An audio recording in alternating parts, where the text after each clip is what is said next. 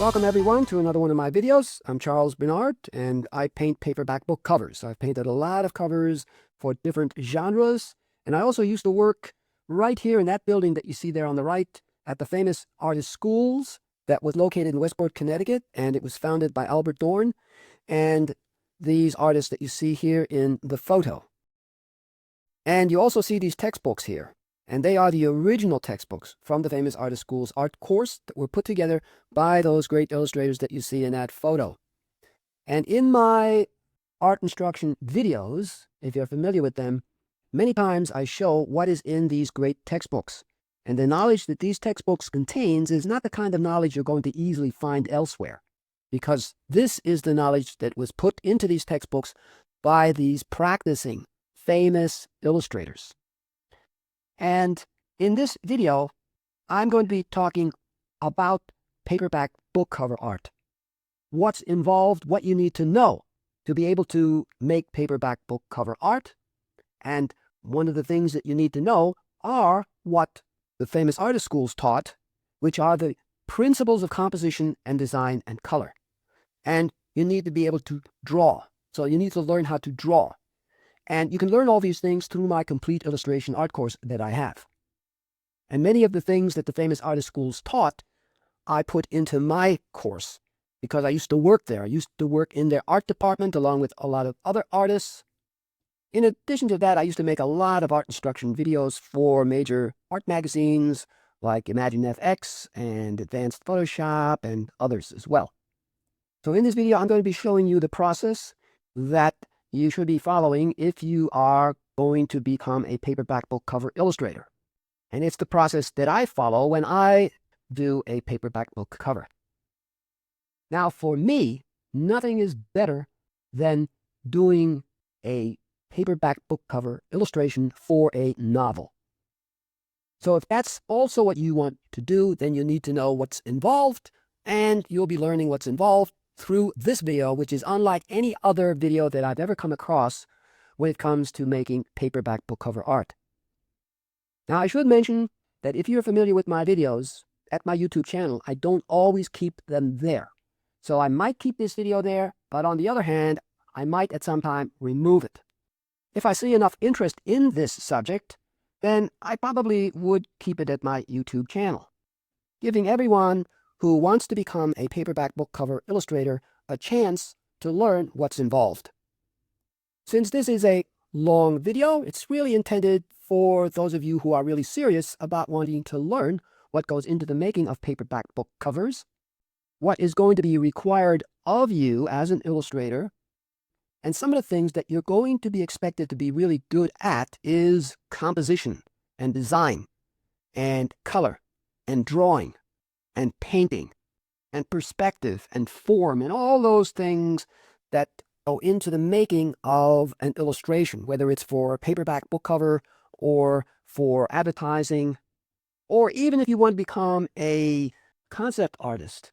Many of the things that an illustrator who does paperback book covers knows about what goes into the making of pictures also goes into the making of concept art, such as the principles of design. They remain the same for concept art, fine art, or illustration.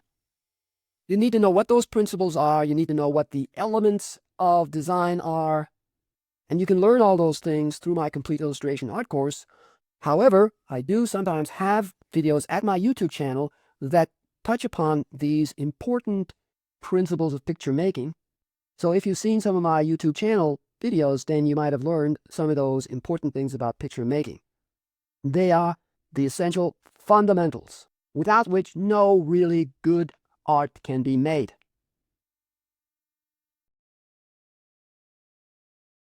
And now when you begin to design a book cover illustration, you first, of course, need to know what the concept is that you're going to do an illustration of. So the concept comes first.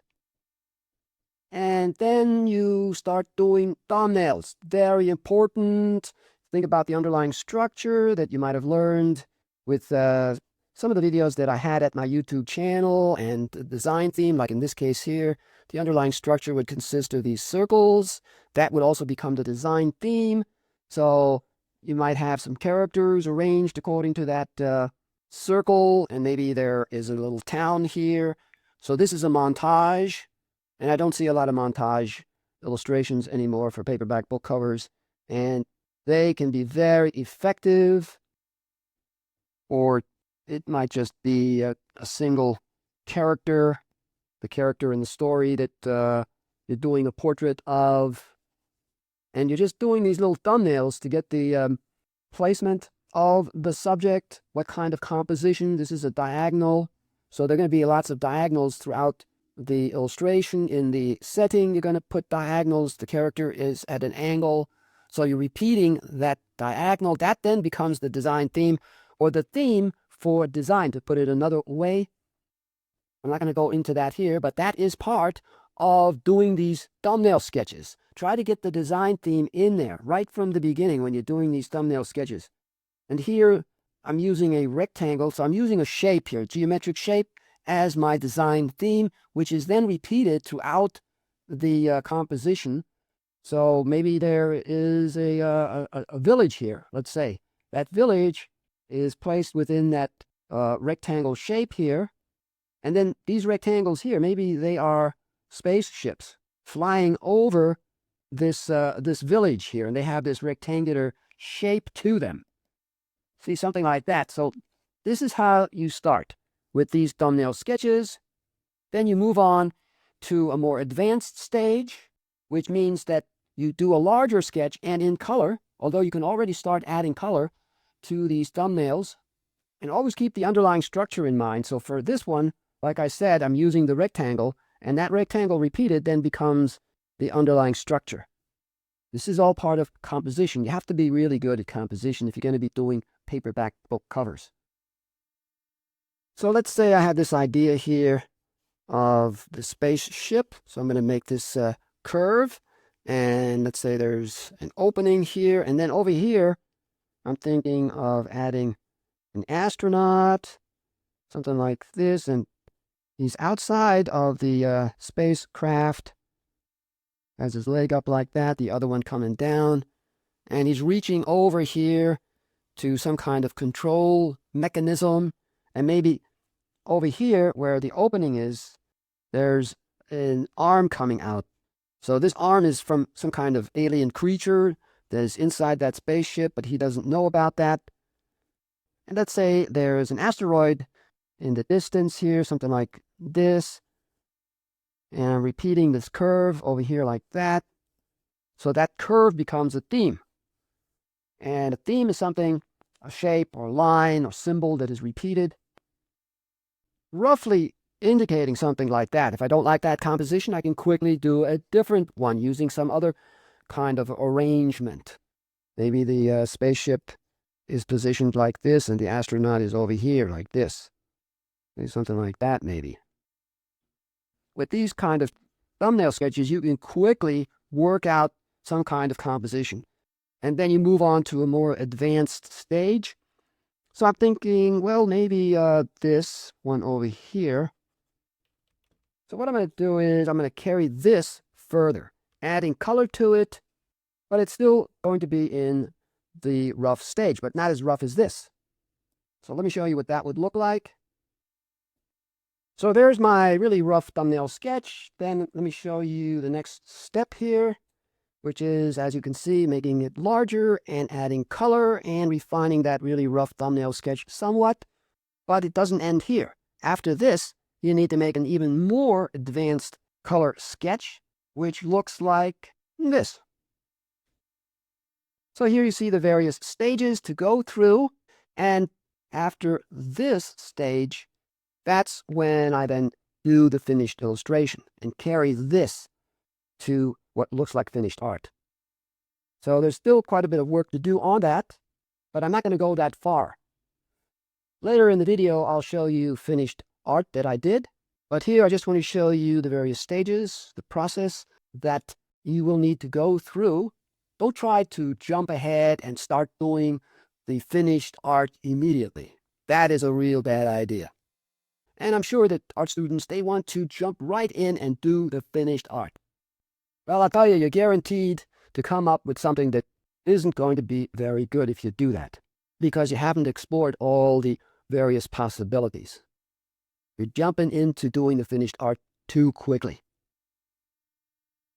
Now I'm going to show you some more rough color sketches I did, and here they are. So again, this is not finished art, of course. These are the sketches that come before the finished art is started on. But even at this stage where you're doing these rough color sketches, you still need to know what you're doing. You still need to know what the principles are that need to be applied. If you don't know them, then you can't even do rough sketches like this. So this here is the kind of composition that's usually used because it's simple and direct. This one is more complicated. There are more shapes involved here.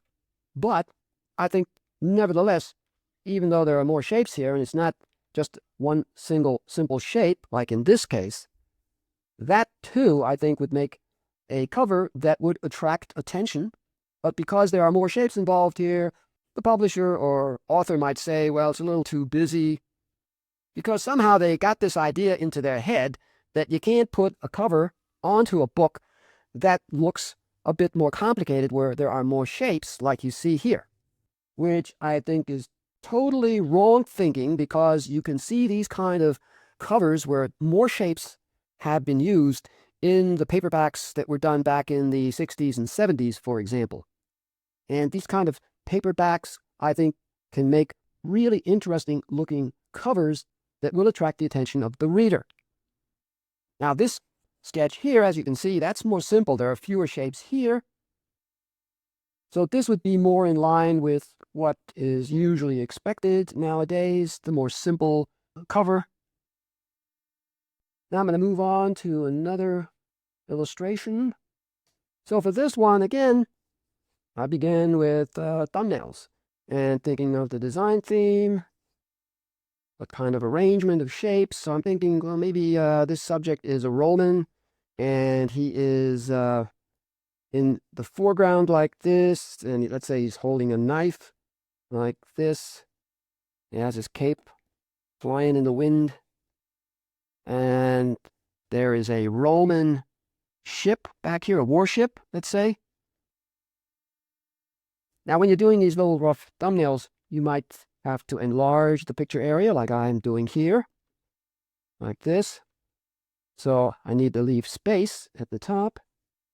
And then I'm going to turn this into a science fiction illustration. So how could I do that? First of all, I need to add more space on the left side here like this. And what I'm going to do is I'm going to put a spaceship in the water over here. Something like this. Again, very rough with these thumbnails. Don't draw slowly and carefully. No, no, no. That's not how this is done. When it comes to thumbnails, you got to move fast. Why? Well, because the first one you do might not be the right one. So you quickly move on to another composition, another arrangement. And you keep doing that, and you can do that quickly when you're doing these little thumbnail sketches. But students, of course, usually what they'll do is they'll carefully draw something. They're afraid of making a mistake, so they slowly draw something like this, maybe. And it takes forever, and you can't really develop good dexterity that way. You have to just dig right in, and don't be afraid, and just make your marks quickly, like that. Okay, so now I think this is the composition I'm going to go with. Now, I'm doing this, of course, really quick, and I would explore other possibilities if I had more time to do this. So now I'm going to move on to the next stage, which is to do a more careful and larger drawing of the thumbnail sketch that you see there. So there's the thumbnail sketch down there. Then I'm going to add the next stage, which is this one here. More careful drawing, not a working drawing, not yet. That is tighter and more accurate drawing. That's enough for now. And then after that, a color sketch is made, which looks like this, and a little larger. And now, after this color sketch, then I start working on the finished illustration. When you're doing paperback book covers, you need to leave space for the title and the author's name. So here, I haven't left enough space for the title and the author's name, unless I want the title to go right across the Roman here, like this. Roman alien. Not a good idea. Why? Well, of course, because it covers up too much of the character. So what I need to do is I need to leave space somewhere for the title. So what I did was I added more space at the top so that the illustration now looks like this. And this also makes for a better proportion of colored areas. So what is meant by that? Well, let me go back to the other version. I think this colored warm area here, all of this, like that, including the warm reds here. And then when you look at the blue area, all of this blue coming around all of this here, those two areas of the warm reddish color and the blue cool color, they're too similar in size. But you need to create greater contrast in sizes between colored patterns. That's what these are. These are colored patterns or colored areas, so that those colors, if there are two like this, have greater unequal sizes, like this. Now there's more blue and a little less of the warmer reddish color, including that. The blue pattern takes up a little more space than the warm reddish pattern. And now I have enough space at the top here for the title. So let's say Roman alien, like this. And then the author's name could be put down here, maybe in white. So make sure you leave enough space and get those different color areas or color patterns to have unequal sizes to them, which creates more variety, and more variety of sizes creates more interest. Now moving on to principles of design, that's what you need to get into your book cover illustrations to make them stunning, exceptional, eye-arresting. This illustration that you see here was done by the great illustrator Al Parker, who was one of the guiding faculty members for the famous artist schools. And here, in these diagrams, you see the principles of design being applied to these diagrams, which Al Parker applied to his superb illustration here. So what are some of these principles of design that can be found in these diagrams? Well, these principles are, for example, repetition, harmony, and contrast. Some of these diagrams have all three of them. Some don't. So let's take a look at that, for example. What principles of design can be found here? Now, if you studied the principles of design, you should be able to point out what those are. So the principles that are being applied to this diagram are repetition and contrast. It's repetition of the same kind of shape, which is, of course, the circle, but also repetition of the same size. These circles have the same size to them. Then there's contrast, another principle of design, and that contrast is found in the values. This value is lighter, and that one is darker. So both contrast and repetition is found here. There's no harmony because there's no similarity here. Harmony results from similarity. Similar looking elements, like what you see here, for example. The sizes are similar. Therefore, there is harmony of size here. But there's also contrast. Contrast of shape. One is a circle, the other is a triangle. And then there's also repetition. Both shapes are black. So black is being repeated. All these pairs, they all differ in one or more ways. And if you study design, then you should be able to point out what those differences are and how many there are in each of these diagrams. And of course, you should also be able to point out what the principles of design are that are being applied to these diagrams. And if you can't do that, then you don't yet know enough about design principles to be able to do something like what Parker did here or what this illustrator did for this paperback book cover. If you want to do paperback book covers, you need to be good at design. That means being able to apply the principles of design. That's what is going to make a cover that will catch the potential reader's attention, because it will have an aesthetic appeal to it that will be eye-catching. So looking at this example here, you can see the principle of repetition. Both shapes are the same. They're both squares, as you can see, and they both have the same size.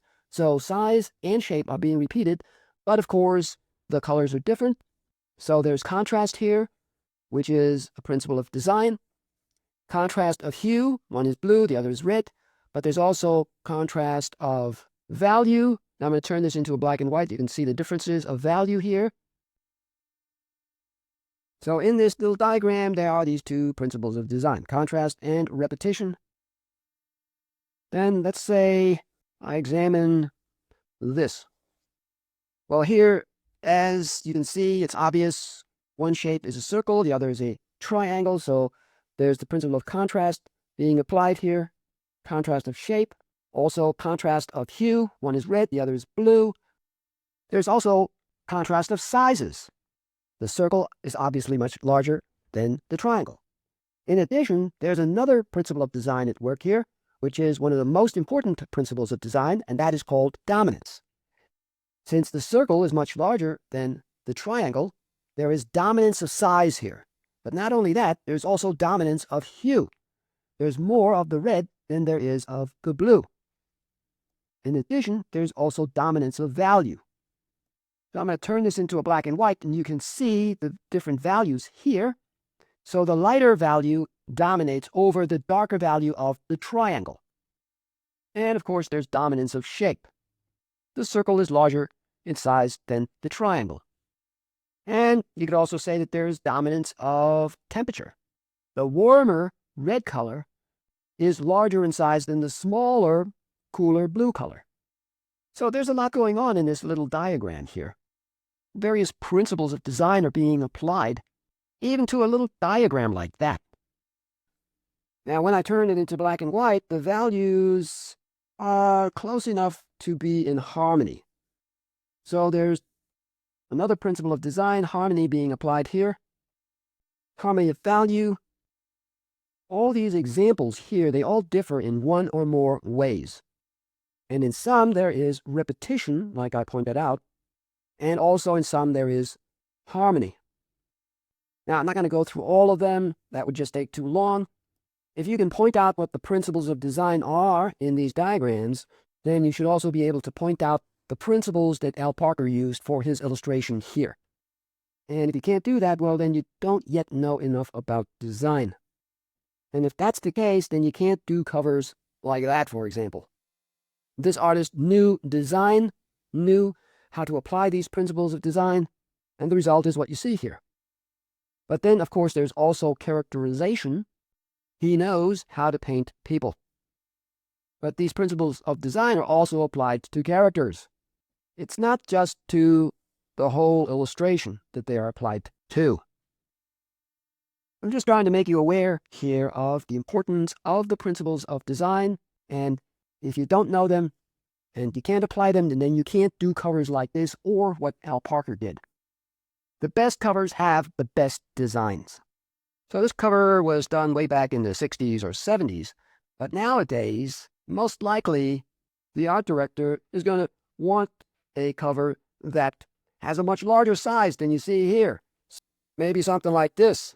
They want big shapes, big size shapes like that, because they have more impact. If you showed an art director this, he or she might say, well, look at all that space up there. It's wasted space. I want you to enlarge that illustration like this. So that's what you see a lot of nowadays. Big sizes like that to capture your attention. So here, this would be considered an illustration with no wasted space, like in this example. But I have to tell you, even though this has a greater impact, nevertheless, I like this idea of a lot of space like that. Not every paperback book cover needs to look like this, big sizes. Sometimes it works better, smaller size like this, with more space. This version, right now, it looks a little too crowded, so the title and author's name and that blurb would have to be reduced in size. back to these diagrams. If you don't know the principles of design, then you need to learn them. I'm not going to point out all of them that can be found here. There's no time for that. Now, I should also mention, though, that when it comes to design, design is about not only the principles of design, but integrating opposing elements, like you see here in some of these examples. In an illustration, there are going to be a lot of different contrasts, and all those contrasts need to be integrated with each other. So, for example, when you look at this here, the two values, of course, are different. If one of the values, like the black, were made lighter in tone, something like this, similar in tone to that tone there, then there would be a harmony between these two tones, and therefore they're integrated. They're integrated through similarity, through harmony. But integration also occurs through repetition, which can be found in this example right here. Those two shapes, of course, contrast with each other. One is a triangle, the other is a circle. They are integrated with each other by way of repetition. The black is repeated in both shapes. So because they both have the same value, black, they're integrated, even though the shapes are different. Now, they're also integrated because of size. Why? Well, because they have a similar size, so they are in harmony by way of size. When elements are harmonious, they're integrated with each other. When they are the same, they're integrated with each other. So when you look down here, you see circle and triangle again. They're integrated by way of size because the sizes look pretty much the same, but the integration isn't strong. The more elements you can repeat, the stronger the connection or integration between opposing elements. So I'm going to turn this into black and white. You can see that the values are different. So I can't integrate these two shapes by way of value because the values are too different. If I make the value something like this, now through repetition, because they both have the same value, these opposing shapes or contrasting shapes are now integrated with each other. Now there's a stronger integration because not only are they integrated by way of size, but also by way of value. If you understand what I've been showing you here, then you're well on your way to making good designs that have unity and harmony, that hold together. So when you look at Parker's illustration here, you can see that the woman has this red shawl, but then back here, this is a blue-violet, although it leans a little bit more toward the blue than the violet. Parker knew that he needed to integrate these two opposing colors. So how did he do it? He did it by way of value. Both the red and the blue-violet have the same value, and I'm going to turn this into a black and white so that you can see that they both have the same value, and because they both have the same value, the two different hues are integrated with each other. Great illustrators like Parker, they know all of this. And if you want to be able to do illustrations of this caliber, or like this cover here, then you too need to know all of this and be able to apply it. And now I'm going to move on to something else. Once upon a time, there were really great book cover illustrations done. And that means going back to the 1960s and 1970s. But something happened along the way that just messed up everything. And what you end up with, instead of great book covers like you see here and here, now what you have is this sort of thing. You might say, well, what's wrong with that? Well, just about everything. And if you ask that question, that already tells me that you really don't know what goes into the making of great book cover illustrations like you see here and here. And that means that you need more knowledge of picture making. So what's wrong with this one? Well, what you're seeing here is typical of a lot of book cover illustrations nowadays. A lot of them have this kind of silhouette, shape, large in size, unlike what you see here. You see, the illustrator here didn't make this figure huge like this, like you would see nowadays, because somebody got the idea that, oh, you always have to make a big shape like that in order to attract attention. Well, this illustrator over here didn't make a big shape to attract attention, but yet this cover attracts your attention, and so does this one over here. Matter of fact, this illustration was done by the great illustrator Paul Mann, so you might want to check him out on Google. He also did a lot of movie posters. Brilliant illustrator who really knew what he was doing. So when looking at this illustration, for one thing, there are too many strands of hair. The hair looks too complicated. It takes away attention from the face. The face looks wooden. No real intense emotion here. She's hardly looking at something in this direction. She seems to be looking more down like that. The foreshortening of the arm is bad. There's no real feeling of depth here. And the arm is just too skinny. It's an example of bad foreshortening. Then over here, what's going on there? There's nothing clear here. This just looks garbled. Then, like in so many covers nowadays, the artist just adds some kind of blown out, intense light, like you see here, in back of a silhouette. Then the artist just adds a dark shape here, a dark silhouette. And the artist does that because the artist doesn't have to bother with adding a lot of detail here and explaining more about who this character is. But of course, that's a quick way, an easy way to add a character like that. And this intense light here just takes away attention from the face. And so does this little light spot there. And then over here, what is all this? What's that supposed to be? The artist just thought, well, I have to add something, so I'll just add some color there. So all this needs to be simplified. If you're making covers like that, instead of covers like this or that, then you need to learn a lot more about what makes a really good book cover illustration. In addition, this artist apparently doesn't know about progressive hierarchy. So if you watched my videos on composition, you will have learned about progressive hierarchy. There is, of course, the most important element here, which is the woman. But then after that, there are no other elements that become progressively less important. Because what you have here are all these lights. You see, they're all competing for attention. Your eye is just wandering all over, jumping everywhere. There's no order here. There's no hierarchy or progressive hierarchy. What is most important, what is of secondary importance, what is of tertiary importance, it doesn't exist there. Now, when it comes to the pose, this, of course, is a leg, and then the body, so it makes this diagonal here. What I'm going to do now is I'm going to redo this cover, avoiding the errors that I pointed out to you that this artist made on this cover. And then I'll be applying many of the principles of design and composition that, when applied, can turn something like this into what I'm going to show you. First of all, I'm going to eliminate this.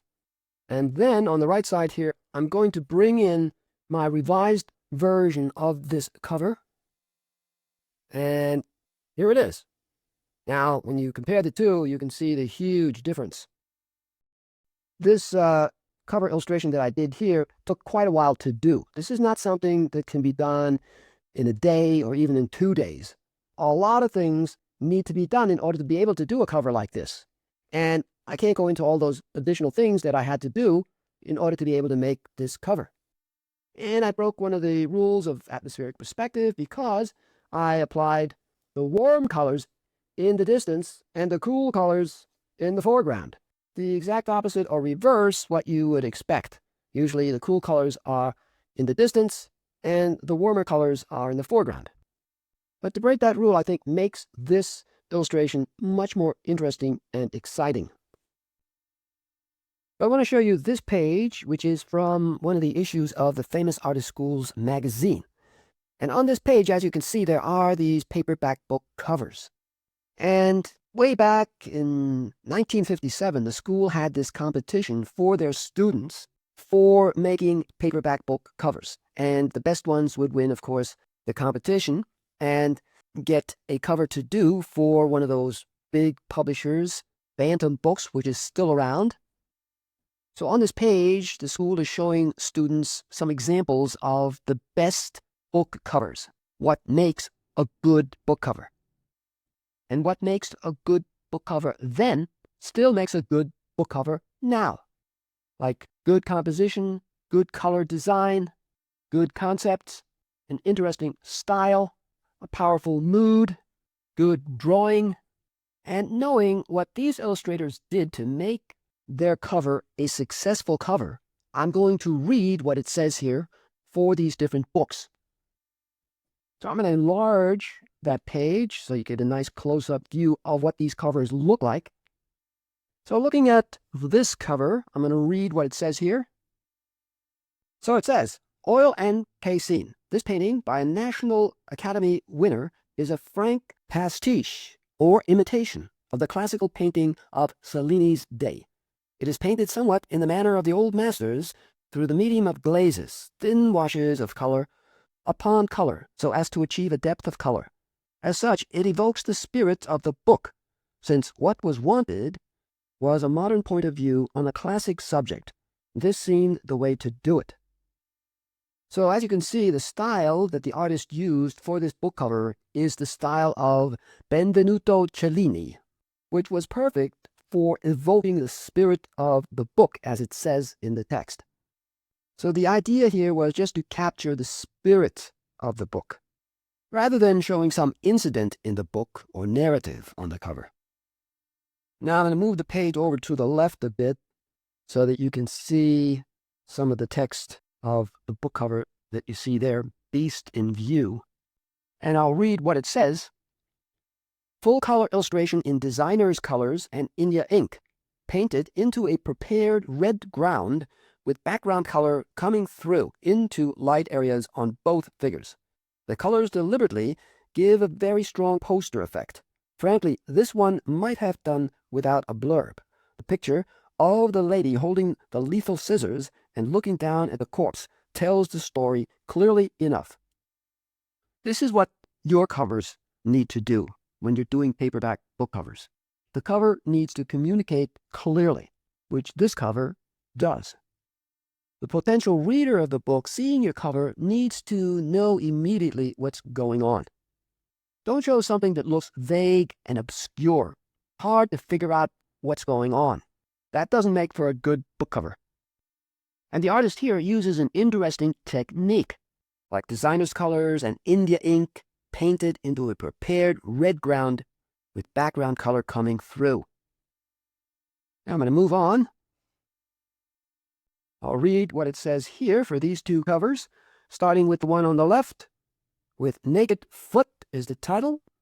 Now before I read what it says, I just want to mention, as you can see here, the artist does something really interesting, which makes for a more unusual looking cover and which will no doubt attract a viewer's attention, because you're looking at the scene, what is happening here, through these Venetian blinds.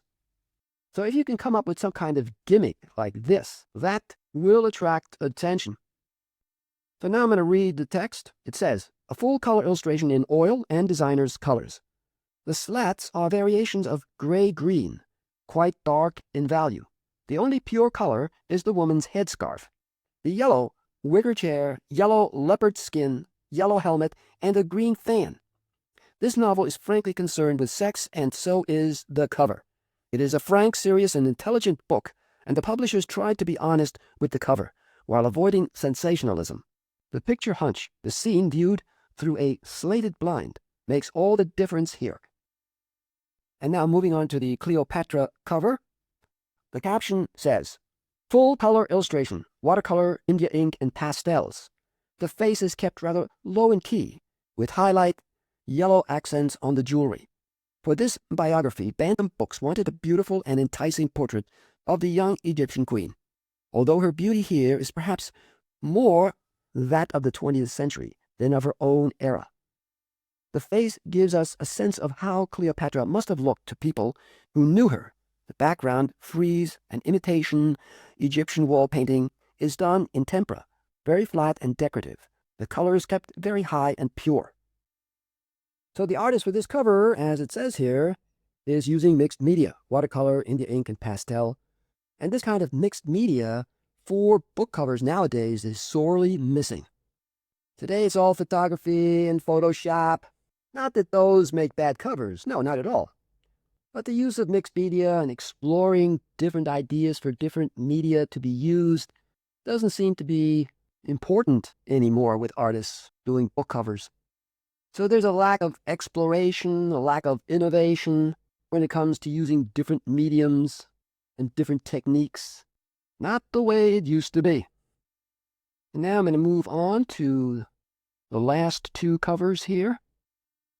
So looking at the cover on the left, 19 Tales of Terror. And it says here in the text, full color illustration on a white background, painted in Dr. Martin's dyes, a medium resembling colored inks, and India ink, and scratched out with a razor blade here and there for an occasional accent. With an anthology, the problem is to suggest what all the stories are about while making it clear that they are all different. Here's a prevailing motif of fear with touches of the fantastic. There's no blurb, and it probably needed none. Here again, a more creative approach for how this cover is made was used, using Dr. Martin's dyes and India ink, and then scratched out with a razor blade here and there for an occasional accent, as it says. So the artist is using his imagination on how he could use interesting techniques and mediums to do the cover. Again, something that is sorely missing on today's covers. Now, one thing I want to mention is that way back in those days when they made these kind of covers, you would see more covers in which there are more shapes. Like here you see all these heads, all these shapes. Today, someone would say, well, this is too busy here, there's too much going on. But in those days, it was fine. All of a sudden, now, when you do a cover like that, they don't want to see a lot of shapes. What they want to see is something like this, you see, just one shape, like this head here. Why? Well, because it makes a greater impact, and you can immediately get the message of the illustration. You can immediately see what's going on. It's a more simple cover. Now, of course, they did that sort of thing way back then also, but you also saw a lot more covers in which there are more shapes, like you see here, and smaller in size. Nowadays, everything has to be big like that. There are, of course, covers nowadays where you still do see more shapes on the cover, something like that. But usually what's preferred now are just large shapes like this, one element, one figure, one head like this, with maybe a little bit of background behind that shape. This cover does have greater impact than this one here because of that one single shape made large like that. But it also sends a different message than this cover does. This cover, of course, is about many different tales of terror, so therefore the artist is showing a lot of heads here which represent the many different stories of terror. So just showing one head like that wouldn't effectively illustrate what the book is about. So therefore, in this case, more characters need to be shown than just one character like that. Now moving on to the cover on the right, Full of Life. So I'm going to read the text here. It says, an illustration done in Dr. Martin's dyes and India ink with a white background. The only thing not immediately clear about this cover is that the elderly gentleman in the wheelbarrow is the boy's father. For the rest, the fact that this is a humorous book about a tender relationship or a tender book about a humorous relationship, depending on how you feel, is abundantly clear. So your covers need to have this kind of clarity.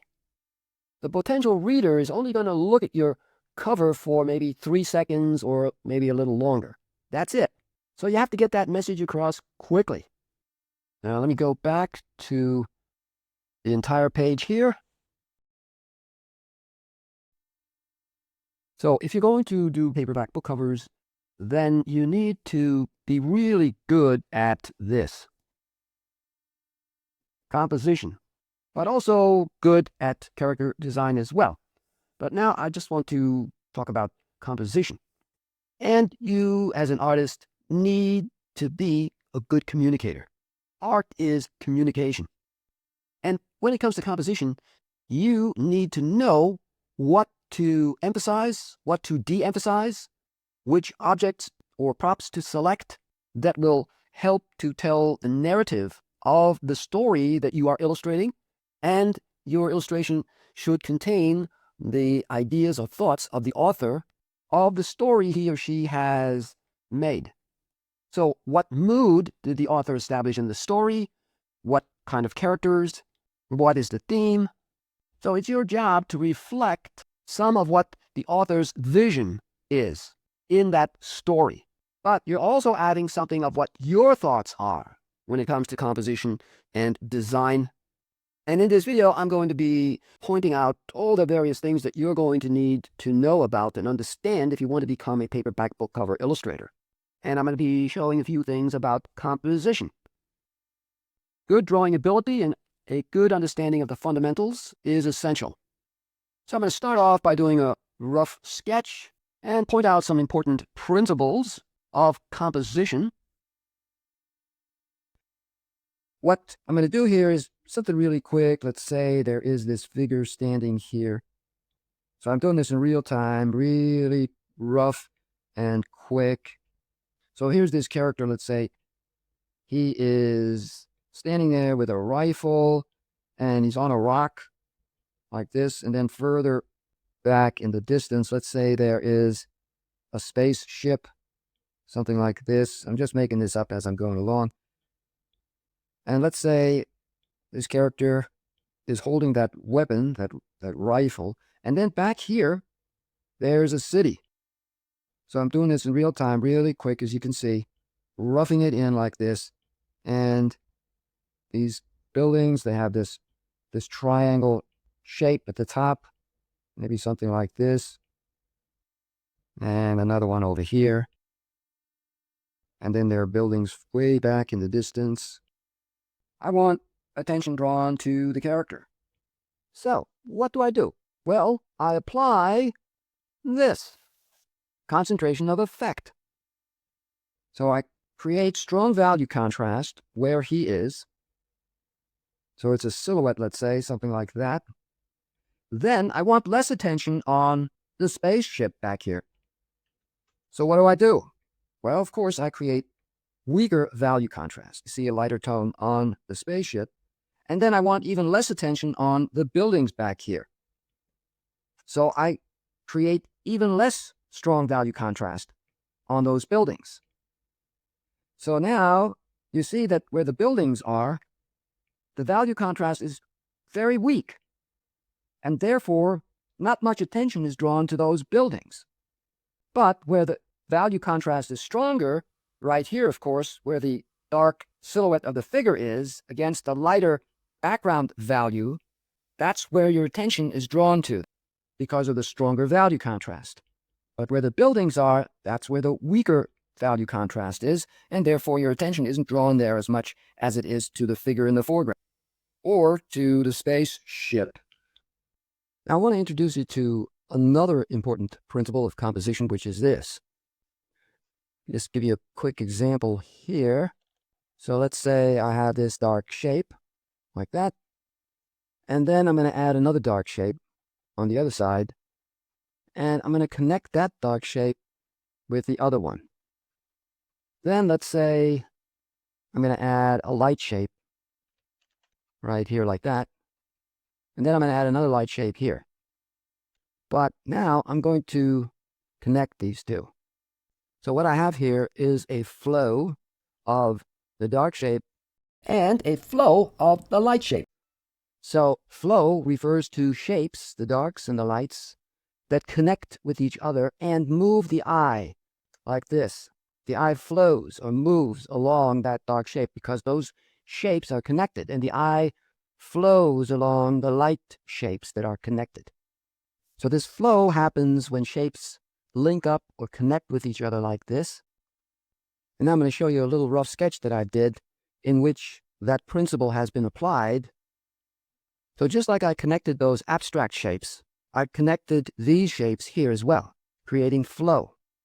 So this dark shape right here where the character's clothing is connects with this dark shape in back where this shape can be seen. So there's a flow from this dark shape into that other dark shape because they're connected. But not only are the dark shapes connected and create this flow or movement of the eye of the viewer, but the white that you see here, that white shape, is also connected to this white shape of the character's clothing. And you see that connection right here. And because of that, there is this flow of one shape into the other, because there's no barrier here, which there would be if I added a dark line like that. And because there's no barrier, and they're connected like that, they link up with each other and they create flow. The eye then flows or moves from one shape into the next. Try to get this principle into your rough sketch as well, just like I put it into this rough sketch. As you can see, I cleaned up the borders somewhat, and I'm going to add some color. So when you're ready to add color to your black and white sketches that you start out with, then of course you need to know something about color design and color schemes. And if you've watched some of my videos on color, then you will have learned something about color design and the various kinds of color schemes.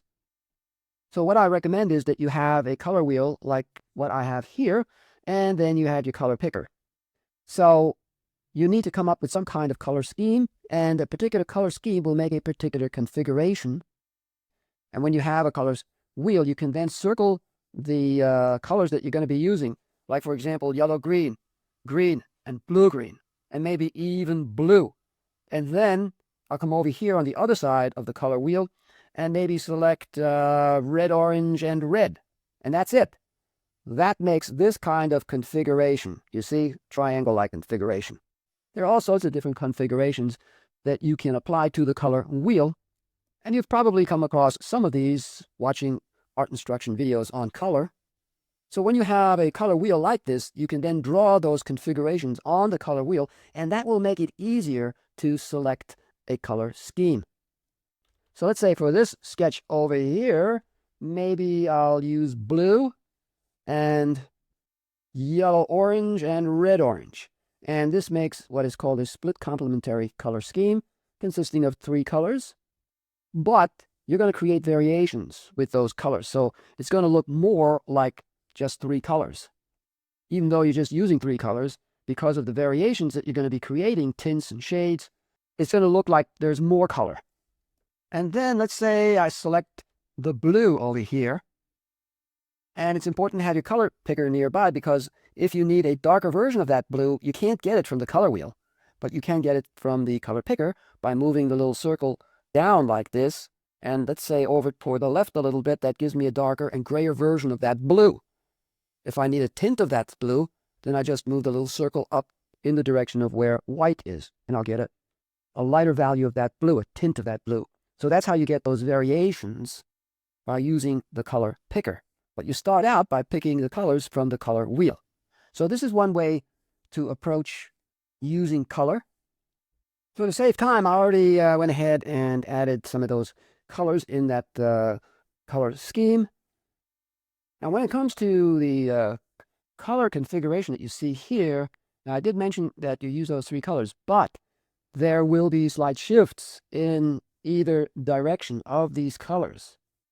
So, for example, where I use a red-orange, which is right here, of course, in the light striking that red-orange, if it's a warm light and a yellow light, then that red-orange is going to shift slightly in the direction of orange, which you see right there. And if it's in shadow, it's going to shift slightly in the direction of red, which is here.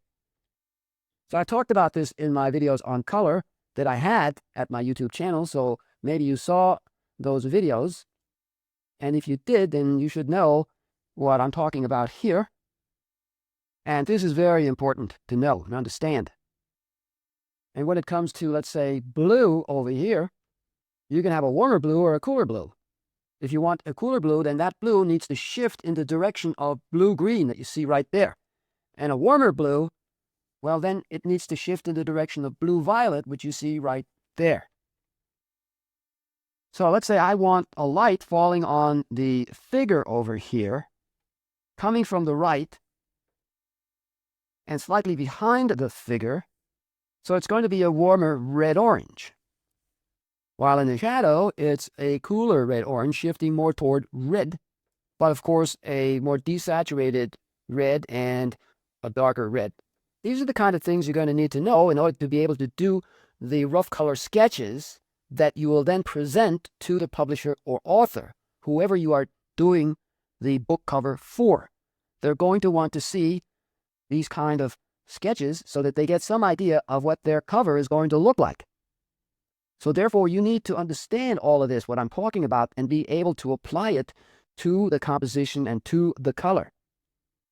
So let's say with the red-orange that you see right there, and I want that to be a bit warmer, well, what you do is you select the red-orange on the color wheel, but then you come down to where the color picker is, and you move the little color selector, the slider over here, a little in the direction of orange, like that.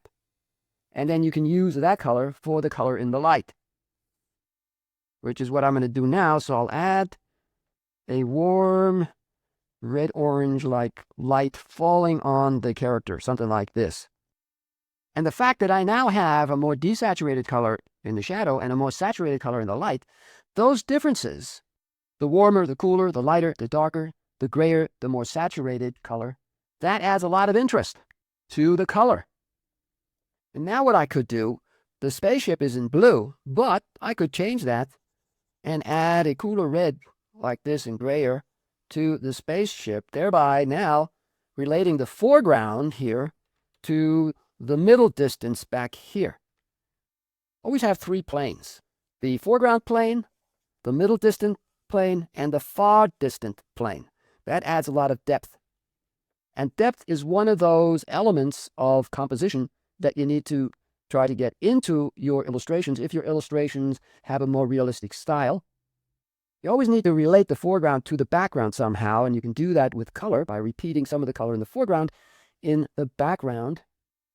But what I could do is I could add maybe this red over here to that building back here.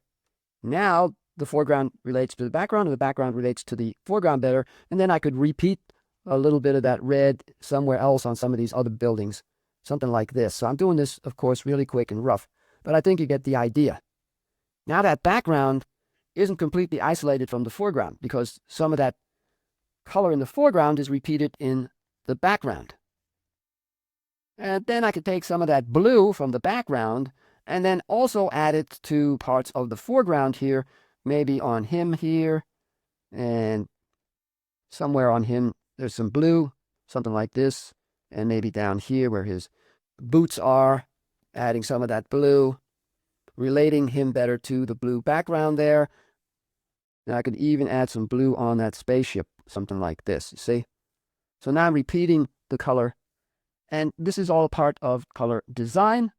So when you can do this, and you can draw the objects in the color design, then you can come up with something that you can then present to the publisher or author. But you're going to need to be able to do what I'm showing you here. So for this sketch, I'm going to use a different color scheme. I'll use analogous colors. Let's say these three here. And then I'll use the complementary to the green, which is that one. So it's this kind of configuration, triangle configuration. And I already did some color like this, for example. So I have yellow, green, blue, green, and green. And it's a low key. I have to darken the value a bit more to make it more of a low key, something like this. And then it's important to check the value pattern, and that's low key. But there's also more of a major value contrast here instead of the minor that I thought I might add. So you see the value contrast that's a bit stronger right here where the head is, the lighter part of the costume. So that actually makes it a low major value key if I keep it this way. But If I darken that green over here more, something like this, where now the value contrast is less, it's not as strong, then that turns it into what's called a low minor value key, because it's a minor value contrast. So again, these are the kind of things that you need to know about, and you'll learn all about this through my complete illustration art course. And of course, I'm just touching upon the many things you're going to need to know and understand if you decide to become a paperback book cover illustrator. But I have to tell you, you also need to know this if you want to become a concept designer as well. I'm going to turn this back into black and white, and now you can see that the value contrast is not as strong as it was before. So that makes it a low minor value key, like I said, and it creates a more peaceful and quiet mood or feeling, also more mysterious. And because I used the green, it makes it also a little bit more creepy looking. Now, what I could do is I could develop this a little bit further, and once it's developed further, then those are the color sketches I would be able to show to the publisher or author. Right now, they're a little too rough to show to the publisher or author. Although, even though they're this rough, you can still make out what's going on here. And if you just want to show the publisher or author what the composition and the color design looks like and what the concept is, this would be enough. But usually it's best if you could carry your color sketches further than this. What I'm going to do is I'm going to carry that sketch on the left quite a bit further and show you the kind of sketch that is best to make after you've made a more rough sketch like this. And let's say you show this to the author or publisher so that the author and publisher just get some idea of the concept and the composition and the color design. But then after showing the sketch to the publisher or author, whoever you are doing the cover for, and they then decide on which sketch they want you to develop further. So you're not just showing one sketch, you're showing several. Many times the artist will do maybe only 3 or 4. I usually tend to do a lot more than that. And then once they decide which concept, which composition, which color design appeals to them most, and they may have changes for you to make, then you can go ahead and make a more advanced color sketch, more of a comp that looks closer to what the finished illustration will look like, but it's not going to be the finished illustration that you show them. And I'm going to show you what that would look like when I carry that sketch on the left quite a bit further. So it's still going to be more of a rough color sketch, although it's not going to look that rough. I tend to call it a more advanced version of a rough color sketch like you see on the left here. But usually it's referred to as a comp. So let me show you what that looks like. And here it is. So as you can see, I added the rough sketch on the right, so you can compare the two, and you can see how much further I carried that rough sketch on the right. I added more detail, better drawing, better construction of the various objects, as you can see, but the basic composition and color scheme and color design were kept the same. So this is not yet finished art, but it gives the author or publisher a much better idea of what the finished art is going to look like than what that rough sketch on the right looks like. But the basic concept is still the same, and for the finished illustration, I would continue to make changes, like, for example, where the spaceship is here. I think that needs to be changed a bit, something like this. So it's closer to what the shape of the spaceship here in my rough sketch looks like. I want that kind of shape. So after I show the publisher or author a sketch like that, then I carry it further to something like that, and then I show that to the publisher or author.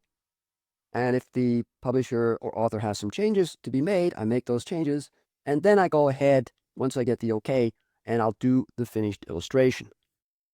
Now, the finished illustration will look somewhat different from this. It's not going to look exactly like this sketch here, but it will be close to that. Now, one thing you should know if you're going to do paperback book covers is that the upper third, something like this, of the picture area is reserved for the title and the author's name. So you need to leave space at the top.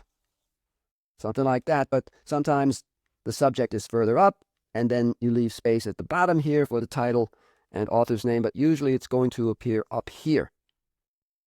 There are variations on the layout or design, of course, where sometimes you have the title going right across the middle of the picture, but then you have the subject up here, and then you will have also something going on down here like this. So these are different layouts that are used, and sometimes the layout might be something like this, where the side is reserved for the title and author's name like that. Or the layout might be something like this, where there is this triangle-like shape there, and that's where the title of the book and the author's name appear. Or it could be something like this, where the title appears up here, but then the author's name is placed down below, like that. So these are different layouts that are used. And like I said, you have to leave space in your illustration for the title and the author's name. And sometimes there might be a blurb saying something about what the book is about. So that might be a blurb on the cover, but many times the blurb would be on the back cover. So if I was going to carry this color sketch here to a finished illustration, I can see that there are a number of things that I would change. Like, for example, the shape of the building up here needs to be made more of a triangle to repeat the triangles found elsewhere in the composition. And this spaceship needs to be moved down here, and another spaceship added over here like that. I'm going to make those changes and show you what it looks like. And here it is with the changes made. So right now, this spaceship leads down to this spaceship here, and then you look over toward the astronaut. See, the movement is something like this, where you're coming in like this, you see the spaceship on the left, and you continue the movement to the upper part of the astronaut where the rifle is. It moves your eye over toward the left, and then there's this little shape. You see that little triangle there? It's pointing down, and so is this. These lights, repeated like that, they move your eye down, and that little triangle moves your eye down. So now you're looking at that spaceship there that is moving your eye over to this spaceship and then over toward the astronaut. So the movement is something like this, you see? And of course, the spaceship over here moves in this direction, which then moves you back down like that. And here's that triangle shape of the building. The underlying design theme is this. See these diagonals like that, that zigzag line? So the composition is based on that zigzag, and these diagonals help to add movement and make the composition appear more dynamic. So as I'm looking at the color for this sketch, I can see that the color needs to be changed a bit. So that's what I'm going to do now. And there it is with the change made. So I changed the blue somewhat, and I also darkened the foreground more. Now there's a stronger value contrast between the foreground and the background. And I think that's about all I'm going to do on this color sketch. There would still be things, of course, I would do if I was going to turn this into a finished book cover illustration. What's coming up next is a list of 10 ideas that the great illustrator Ben Stahl put down in his great textbook for the Famous Artist School's art course. And what you're going to learn are the kind of things that you're not easily going to find elsewhere, because what I'm going to be showing you is coming directly from that great illustrator. Usually, illustrators might have a difficult time in selecting the right kind of situation to illustrate, the most provocative situation. And this list is going to help you in finding the best possible illustration for a story. I want to show you this page from the textbook that the great illustrator Ben Stahl put together for the Famous Artist School's art course. And on this page, Stahl shows a list of the various things that you're going to need to do in order to develop an idea for an illustration. So if you're going to do book cover illustrations, then, in my opinion, it's best if you can read the entire manuscript and not just rely on a synopsis of the story, like so many book cover artists seem to be doing. So let's say you've read the entire manuscript. Now you have to decide on doing the various things that Stahl is listing here. So I'm going to enlarge this, and unfortunately this is as sharp as I can get this, but I think you can still make out what it says. But I'll read this. So, number 1, decide what the mood of the story is. Number 2, decide whether you should stress the characters, close-ups, facial expressions, or the setting, the interior of a room, the surrounding props, possibly a landscape background. The problem is this: how can you best establish the mood? Number 3, decide which situation carries the story to a climax and provides the strongest emotional impact. Number 4, determine the stylistic character of the story. Is the story dynamic? In that case, use action in a brutal, strong conception. Is the story romantic and quiet, with movement that flows along in gentle rhythm? If it is, your picture must reflect this quality. Number 5, choose a situation to illustrate which is symbolic of the story as a whole, and at the same time, in setting and action, has all the elements necessary to make a good picture. Most of all, the scene to be illustrated must set afire your imagination and enthusiasm.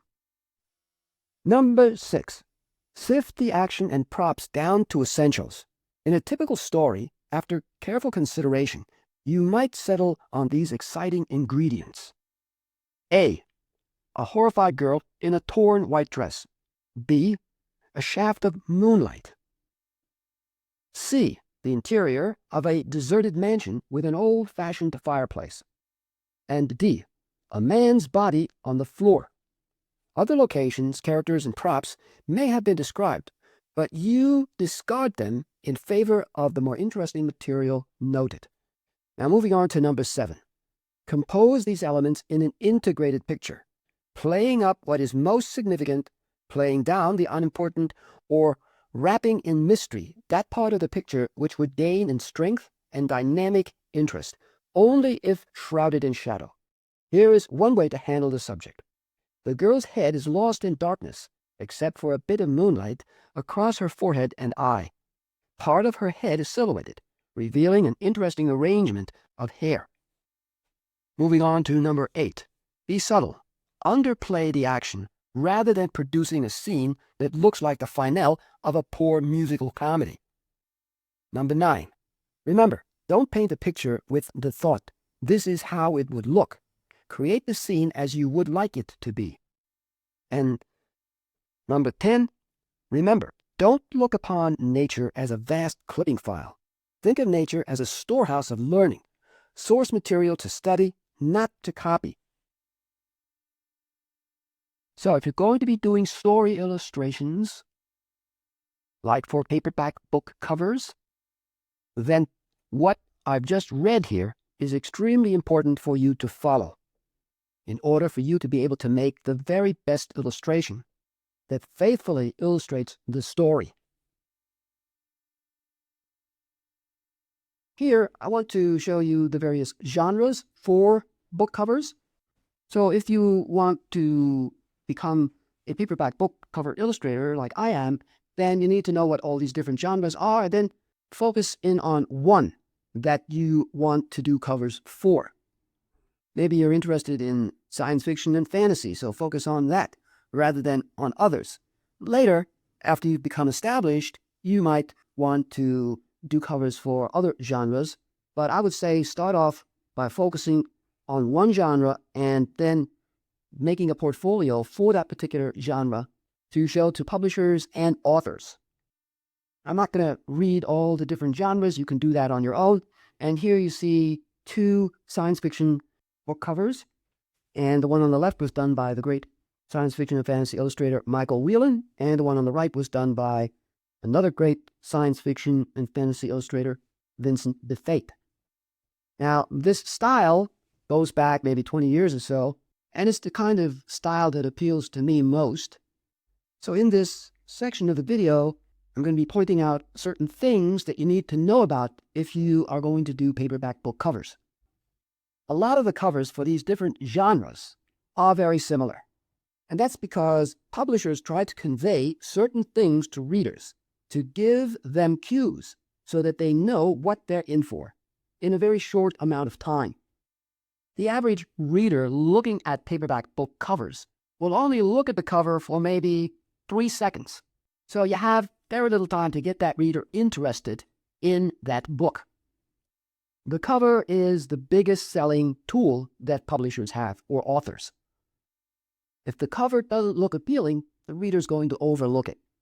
The challenge to the illustrator is to create an interesting cover that will catch the reader's interest and portray what kind of story the book contains in just 3 seconds, or maybe a little longer than 3 seconds.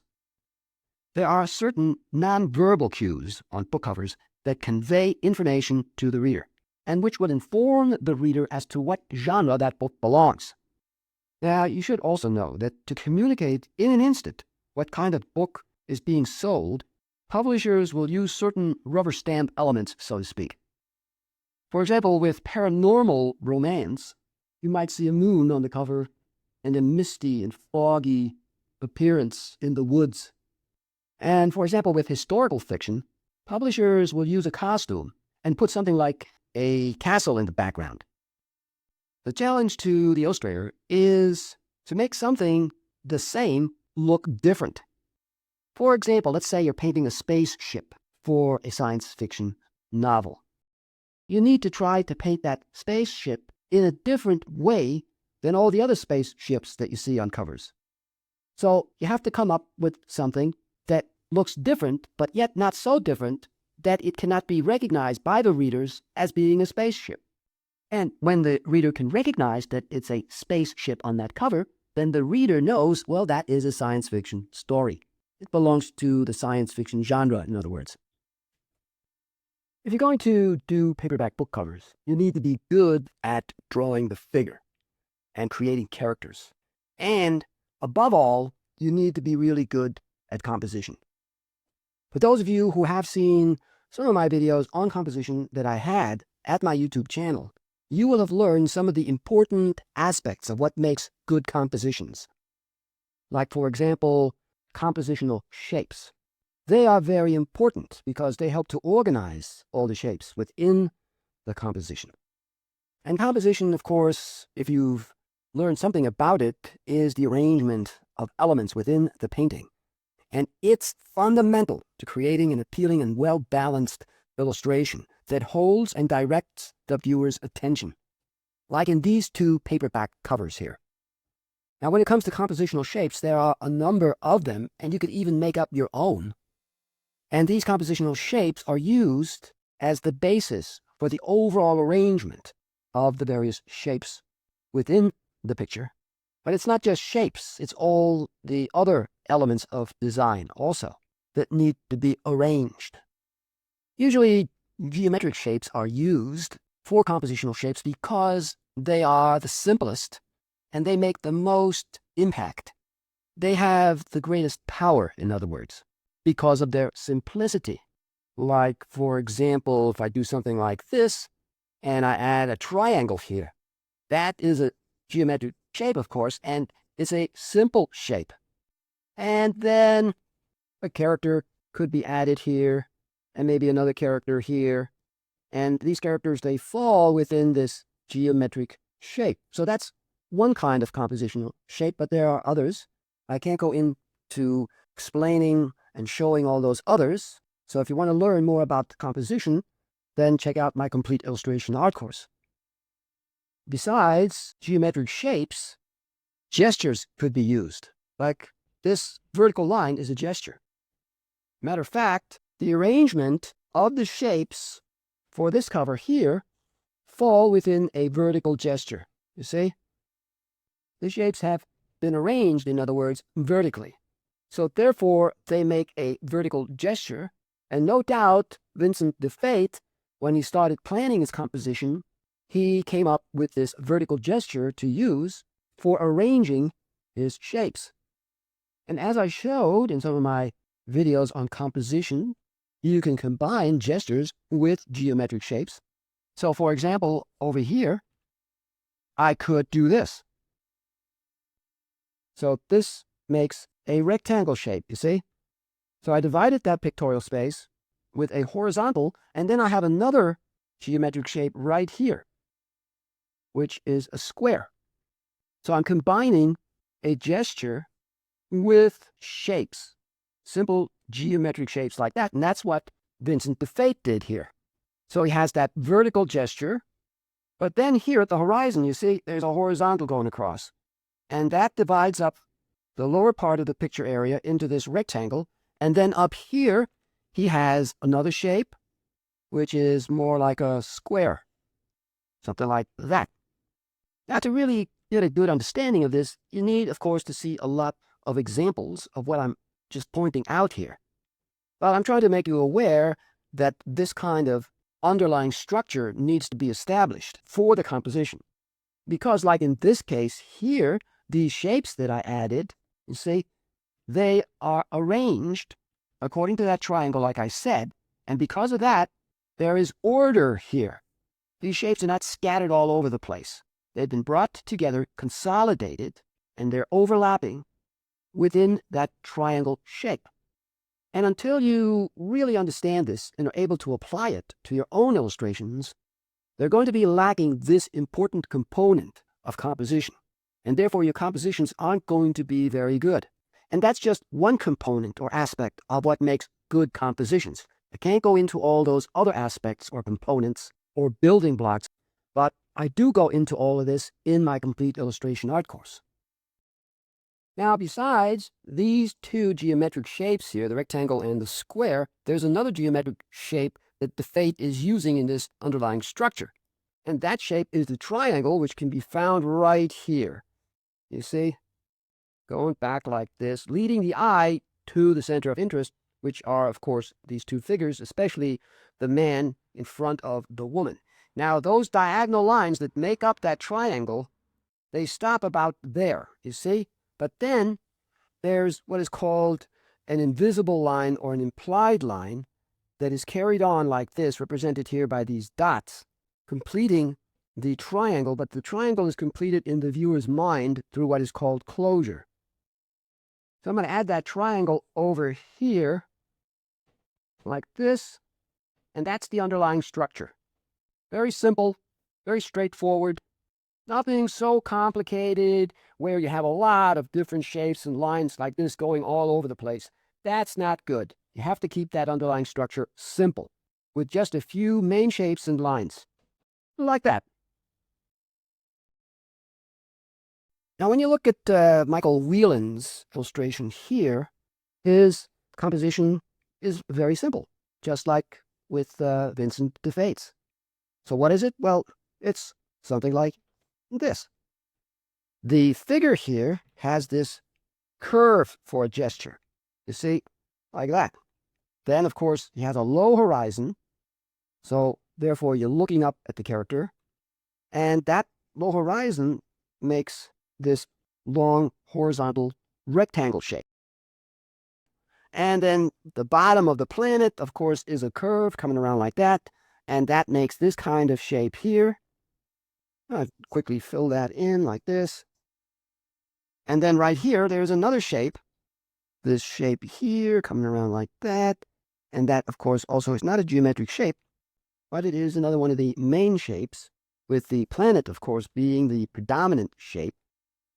So this is basically the composition, a simple arrangement of shapes, which helps to make this a powerful composition, which reads clearly.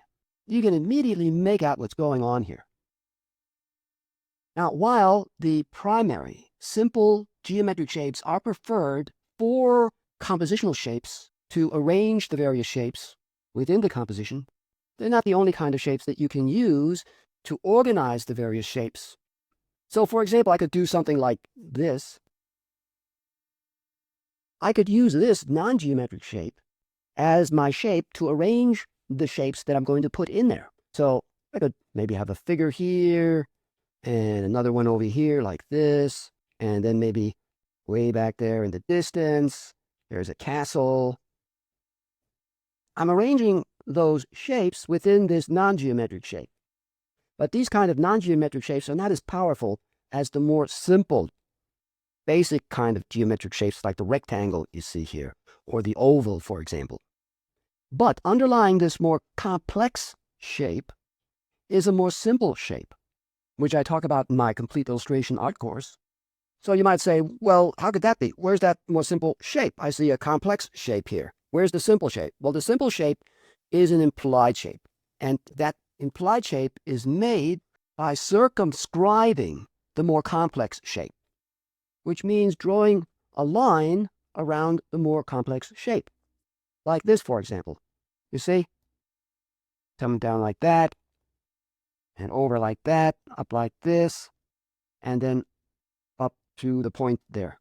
So this is an implied line that I'm adding that creates this implied, more simple shape that underlies this more complex shape. So I can have a more simple shape as well as a more complex shape together, like this. So in order to circumscribe a more complex shape like I did here, you need to touch the outermost parts of that more complex shape, like what I'm indicating here with these arrows. Those parts of that more complex shape are the furthest parts of the more complex shape. So it's that implied line that is touching those furthest parts of the more complex shape. And it doesn't really matter what kind of shape that more complex shape looks like. By circumscribing it like this, going to the furthest parts of that more complex shape like this, touching the furthest parts, I arrive at that more simple underlying implied shape. So I'm just touching upon this, but it's something you need to be aware of because this is part of composition. So if you're going to be doing paperback book covers, you're going to need to know these kind of things about composition.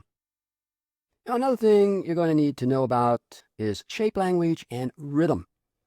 Now, I had a video at my YouTube channel in which I talked about rhythm and showed you the different kinds of rhythm. So if you had an opportunity to see that video, then you would have learned a lot about rhythm. So if you look at this character here, there is rhythm within that character, and there is shape language. I'm going to enlarge this. So where's the rhythm? Where's the shape language? Well, if you look at the costume here carefully, you'll see that it's made up of curves, like this, here, here, and here, and of course the helmet, curves, curves, small ones, big ones, they're all over the place. Here, the folds, and this sets up a rhythm because that curve is repeated with different sizes like that at different locations within the figure. And because of these curves, there is this shape language of curving shapes. See, like that. And there's a curve here, here. They're all over the place. Whelan, being the great illustrator that he is, knows all of this, and he is able to apply all of this to his illustrations. Whelan also uses a lot of symbolism in his illustrations, metaphors. They convey or express meaning. His illustrations have something to say, something important to say. They make a statement. And then the whole arm here has a curve to it, you see, like that. So if you don't know about this, or if you don't have a lot of knowledge about this, then you're going to need to learn more about it. In some of these YouTube videos that I have, I can just touch upon these things. There's so much to learn if you want to become a really good illustrator that it's not going to happen if you can only watch 10 or 15-minute art instruction videos. But if you have a strong desire to learn, to want to become a real artist, then you're going to want to watch longer art instruction videos because you know you're going to learn more. To Fate's composition here, he applies the principle of design called emphasis by applying the most color variety here, where the characters are. And the rest of the painting is a monochromatic painting. As you can see, it's all green. So that's monochromatic, and then within that sea of green, he places these other colors, which then help to create emphasis, which draws your attention immediately to those two characters. Your attention is also drawn here because the Fate uses white. However, it's not pure white. It may look like white, but it's not a pure white. But because it looks like white, it draws your attention to the character. White always attracts a lot of attention.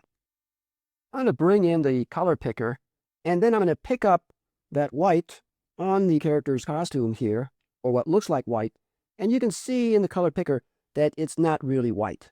If the little circle were right in the corner there, then that would be white. And that's what it would look like, you see, if it was pure white. So when you compare it to what the fake did here, you can see the difference, that it's not really pure white, but it looks like white in his illustration. And he adds that white because, like I said, white attracts a lot of attention. And the fate wants you to look at that character. He wants you to look at that character more than the woman. The woman blends in more with the surrounding green because the woman has a green costume. So that color contrast isn't strong here. But here on the man, there is more color variety, more contrast, and therefore more attention is drawn to him than to her. And the fate doesn't add a green costume to him because then he would blend in with the surrounding green more and wouldn't attract as much attention. So, for those of you who have watched my videos and you saw me making these little thumbnail sketches and I explained why they should be made, then you understand that it's important to do these thumbnail sketches in order to work out the design, the composition, the color, all the various things that go into the making of the illustration. So here, I just want to quickly point some things out. So you begin really rough, and I'm just going to do this in real time, really quick. You need to have, of course, a concept in mind before you begin your sketch. And I have this concept of this astronaut in mind. And as you can see, I'm just scribbling this in for now. And let's say he's looking down. And what is he looking at? Well, let's say he's holding something. And I think he's holding a little alien. Just quickly do a little rough sketch of this alien. And he's on this planet. It has mountains. And I'm going to show the spaceship. Something like this. The distant mountains. And then there's a sun. And I think I'll put the sun right over here. The yellow sun right in back of that little creature. So there's going to be a strong contrast here. And that then makes this little creature the center of interest. Not the astronaut, but rather the little creature is the center of interest. Then I'm going to add the color. And what I end up with is this rough color sketch here. Then after doing a rough color sketch like that, you develop it further, maybe to this degree here that you see. So you see a big difference between the really rough sketch on the left and the one on the right, which comes closer to finished art, but not quite. And you can see the changes that I made from that rough color sketch, in which I didn't even have the sun in there. But I added that in the more advanced color sketch, as I call it. Or you could also call it a comp, which is a kind of more advanced color sketch that comes close to finished art. So those are some of the stages that you need to go through if you're going to be doing a magazine cover or a paperback book cover. Now, when it comes to book covers, what makes a good book cover? Well, it's not just the best image, the most stunning and most visually arresting image. A cover image has a few very specific roles to play. So there are a few things that a cover image has to achieve. The cover needs to say, "By me." If you are very lucky, a cover illustration can be so powerful that readers, when seeing it, immediately say, "That's fantastic. I need to buy that book," just for the cover alone. Well, unfortunately, that rarely happens. It's an unrealistic expectation. The cover needs to say, "Pick me up and look inside." That's much more realistic than thinking the book is going to be bought just for the cover alone. Your mission as an illustrator is really to get the reader to pick up the book and look inside, get some idea of what the story is about, and whether that story entices the reader enough to want to buy the entire book.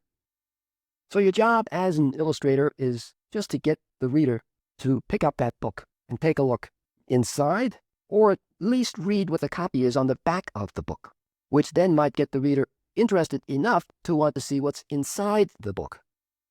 The cover image will offer a kind of promise to the reader that the book is a really interesting one.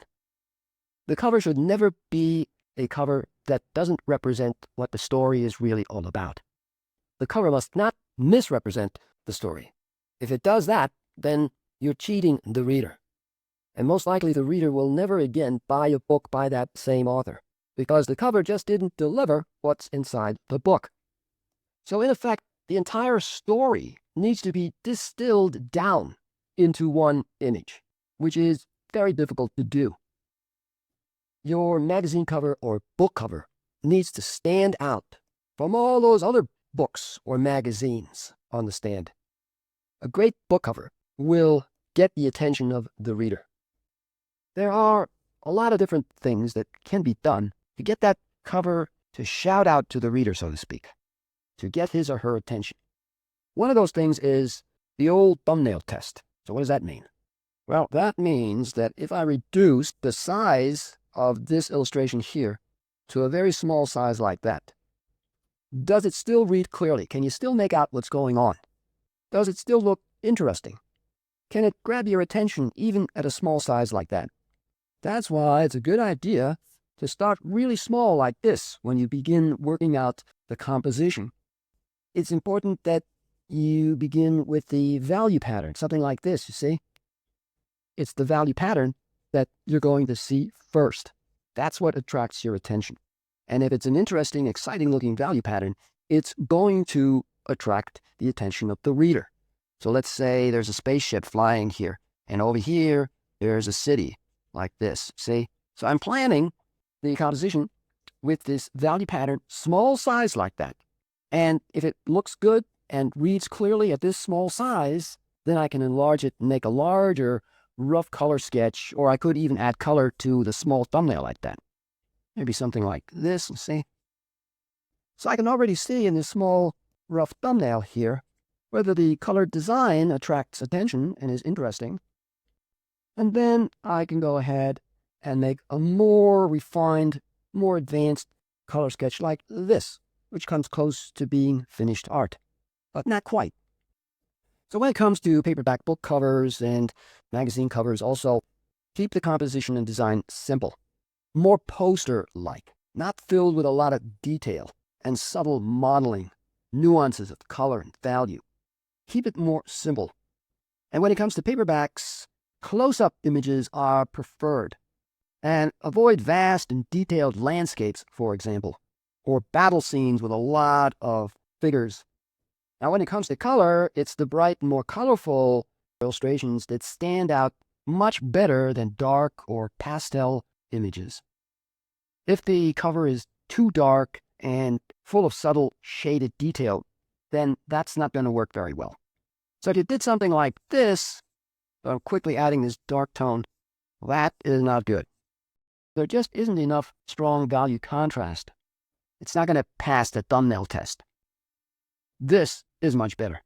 There's enough contrast here so that everything reads clearly.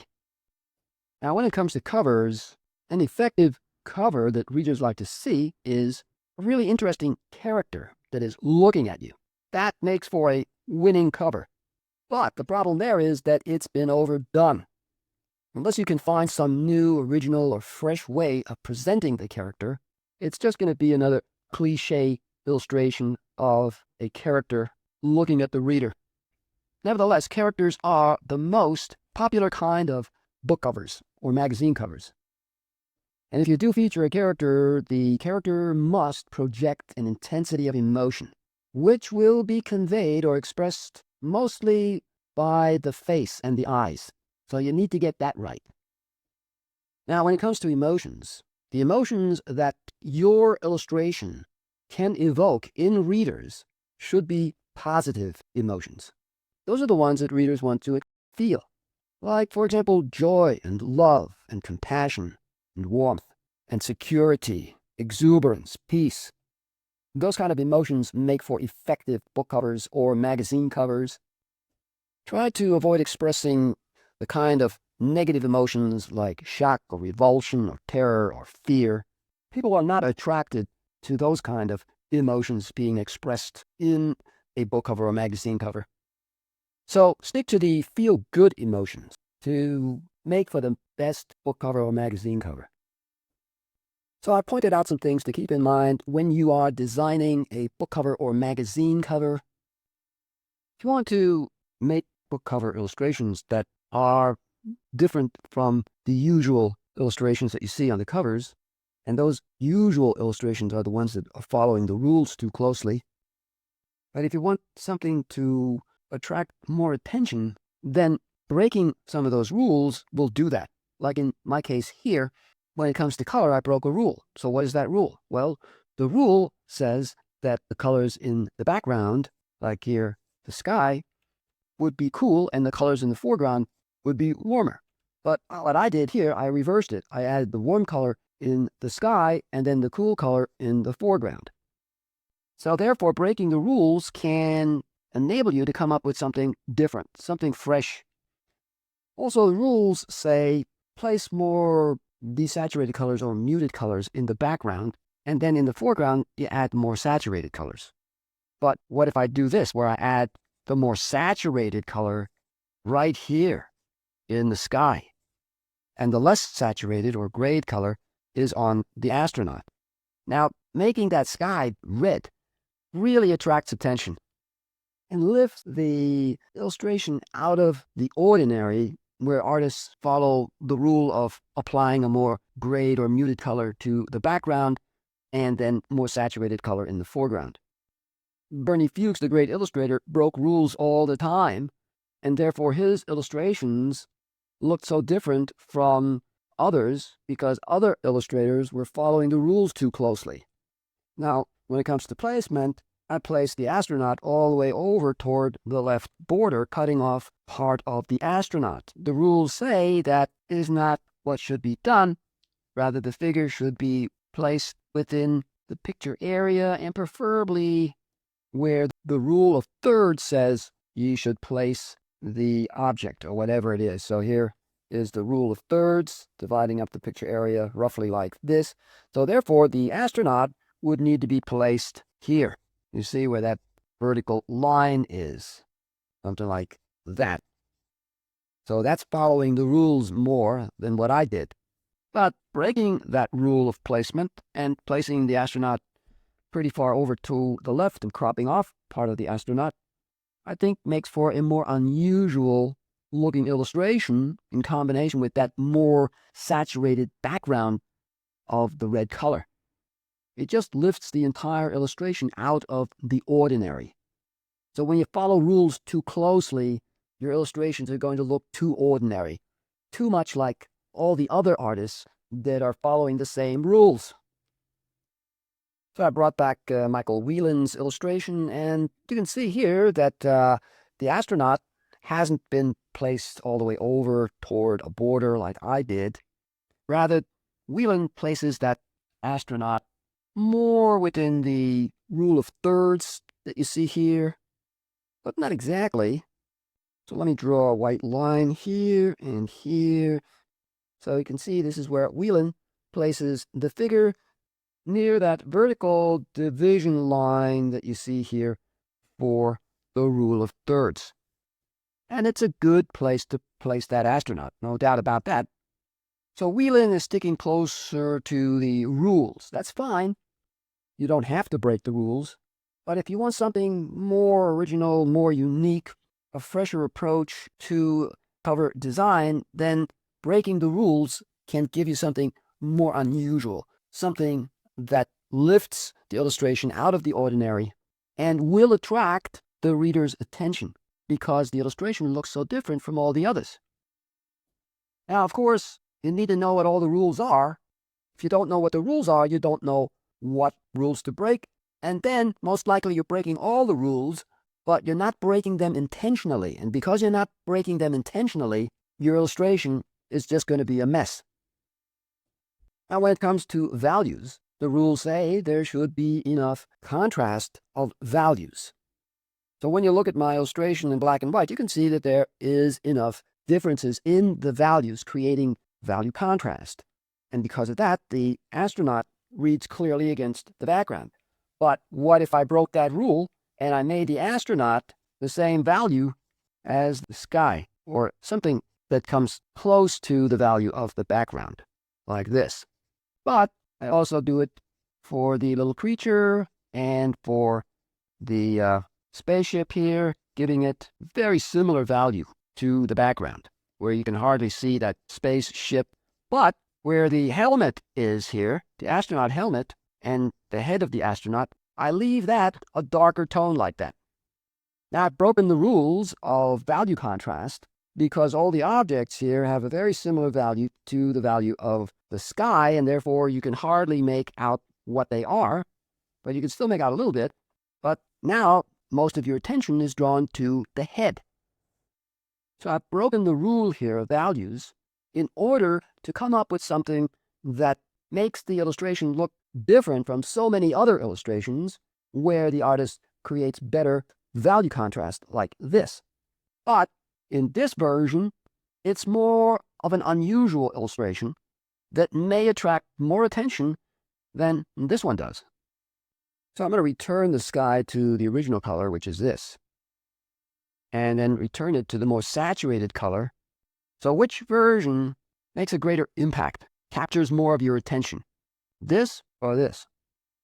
I think if I did this, that would attract more attention than this would, because this version is more unusual, grabs your attention. The mood here is quite different from the mood here. The whole painting is more energetic, more unusual, more dramatic, and the red is associated with violence and passion, powerful emotions that would attract a reader's attention.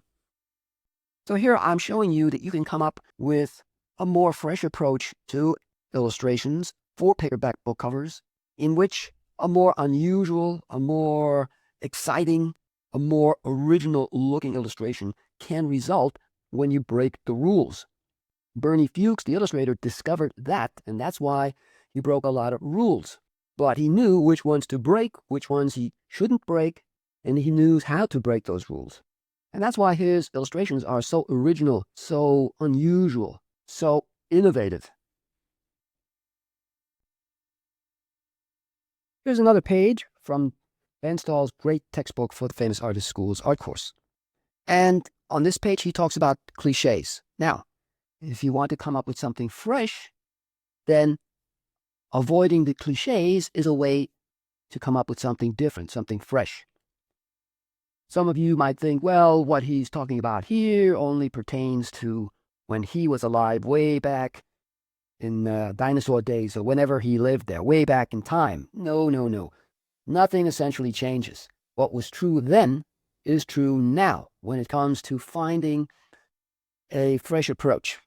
And that means avoiding the cliche. So what I'm going to do is I'm going to enlarge this page. And I'm going to read some of what Ben Stahl says here. So he starts off by saying, thinking of the new angle, which essentially means coming up with a fresh approach. And this is as sharp as I can get it, but I think you can still make out the words here. So he says, most illustrators today spend their time worrying about how to present the same old cliches with a new twist, a new angle, so that the effect will be as startling as the day after tomorrow. If you can come up with a fresh new approach, executed in a professional manner, and do it consistently, you're in. My quarrel with contemporary illustration is that all these fresh new angles sprouting out in every magazine are not honest and sound contributions to art. They are flippant and tricky eye-catchers, nothing more. Perhaps this type of thing is all magazine illustration requires, but to my way of thinking, a sound job of painting will catch the eye just as effectively as an eye-catcher. I believe in new ways of saying things, but I insist that painting be profound and not merely flippant pandering to the public taste. That's all I'm going to read. You can read the rest if you want. This is a page from the Famous Artist School's magazine in which the great illustrator Al Parker was interviewed. And I want to read what he says right over here. So I'm going to enlarge that. He was asked, how should the student artist approach his subject? And Parker says, he should be himself above all. His own personality is what he should try to communicate. There is a great demand now, more than ever before, for individuality in art. The more you are like yourself, the better off you are. So what he says right here is so important. He should be himself above all. His own personality is what he should try to communicate. Don't imitate. Don't copy some other artist's style. That's the worst thing you can do. You have to be yourself. You have to go by what your personality is, what you like, what you don't like. That's what you need to get into your pictures. That's what is going to make a style for you. And you'll be original. And see right here, it says, freshness in approach has always distinguished Parker from his imitators. Although they may copy his techniques, he always gives his illustrations an intangible Parker touch, the result of his unique kind of thinking. Everyone has their own unique kind of thinking, and that's what you need to get into your illustrations. So that's how you can come up with something that looks original, because there is no one else quite like you.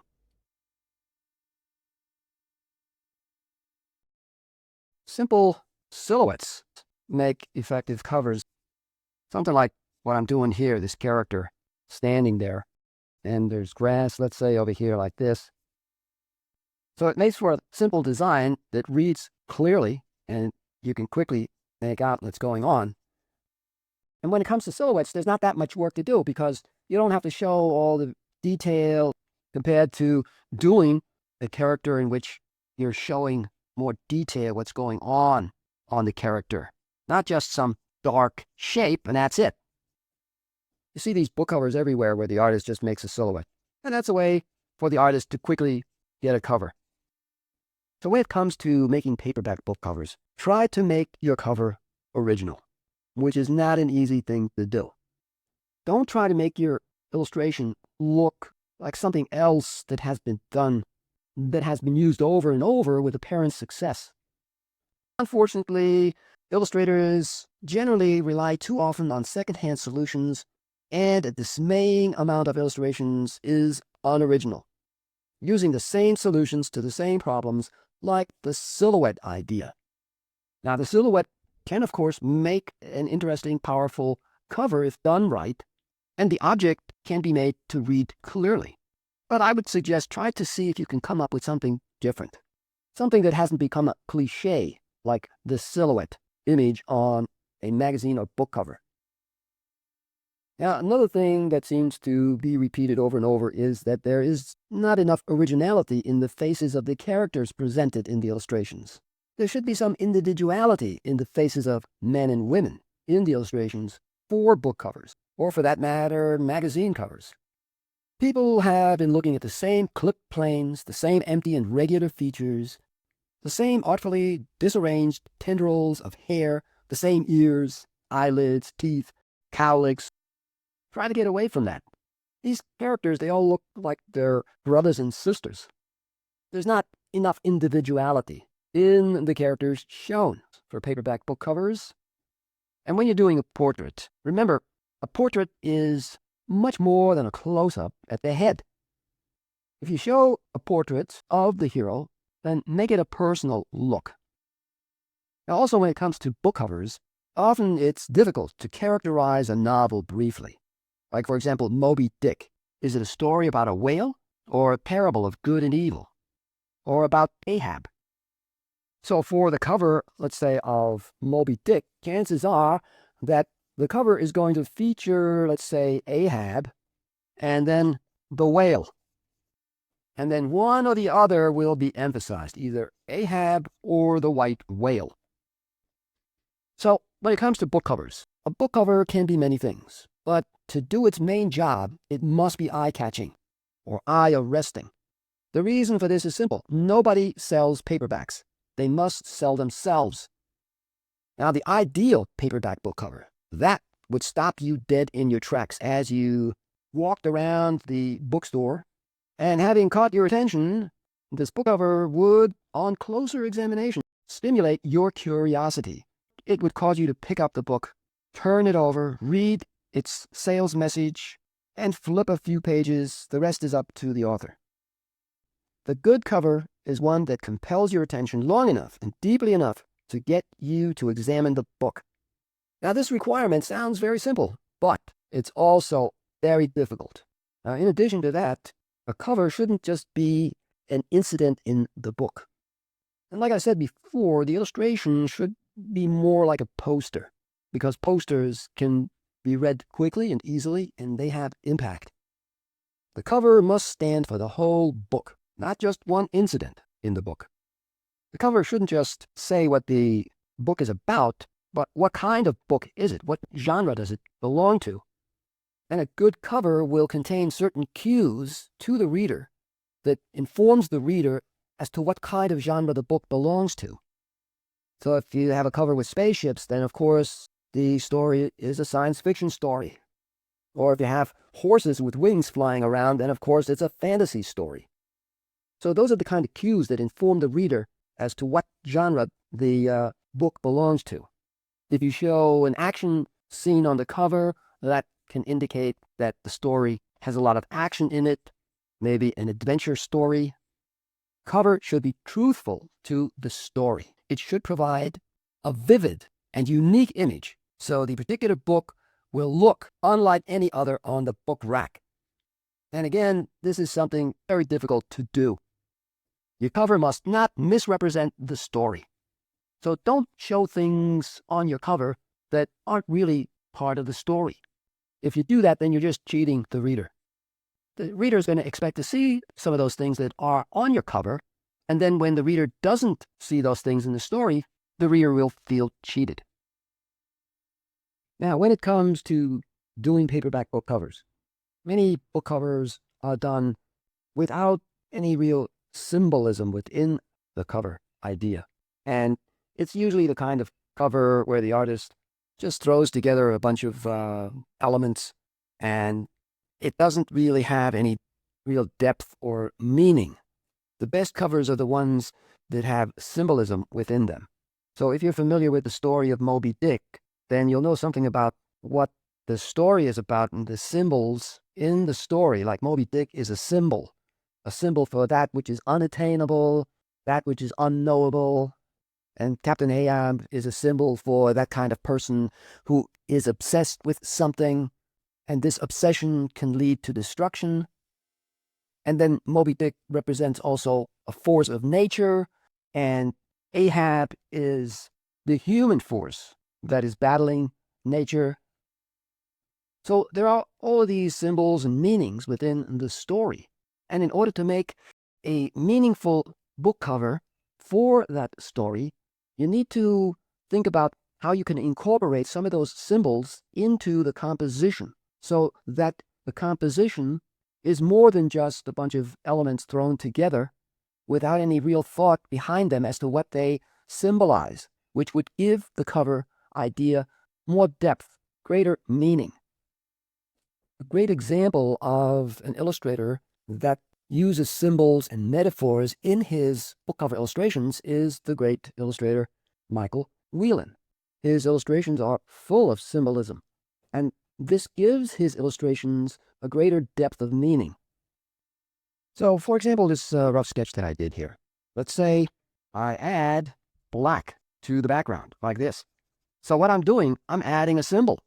And black symbolizes danger, death, the unknown, mystery, all of which is part of the novel of Moby Dick. That's why I'm adding black.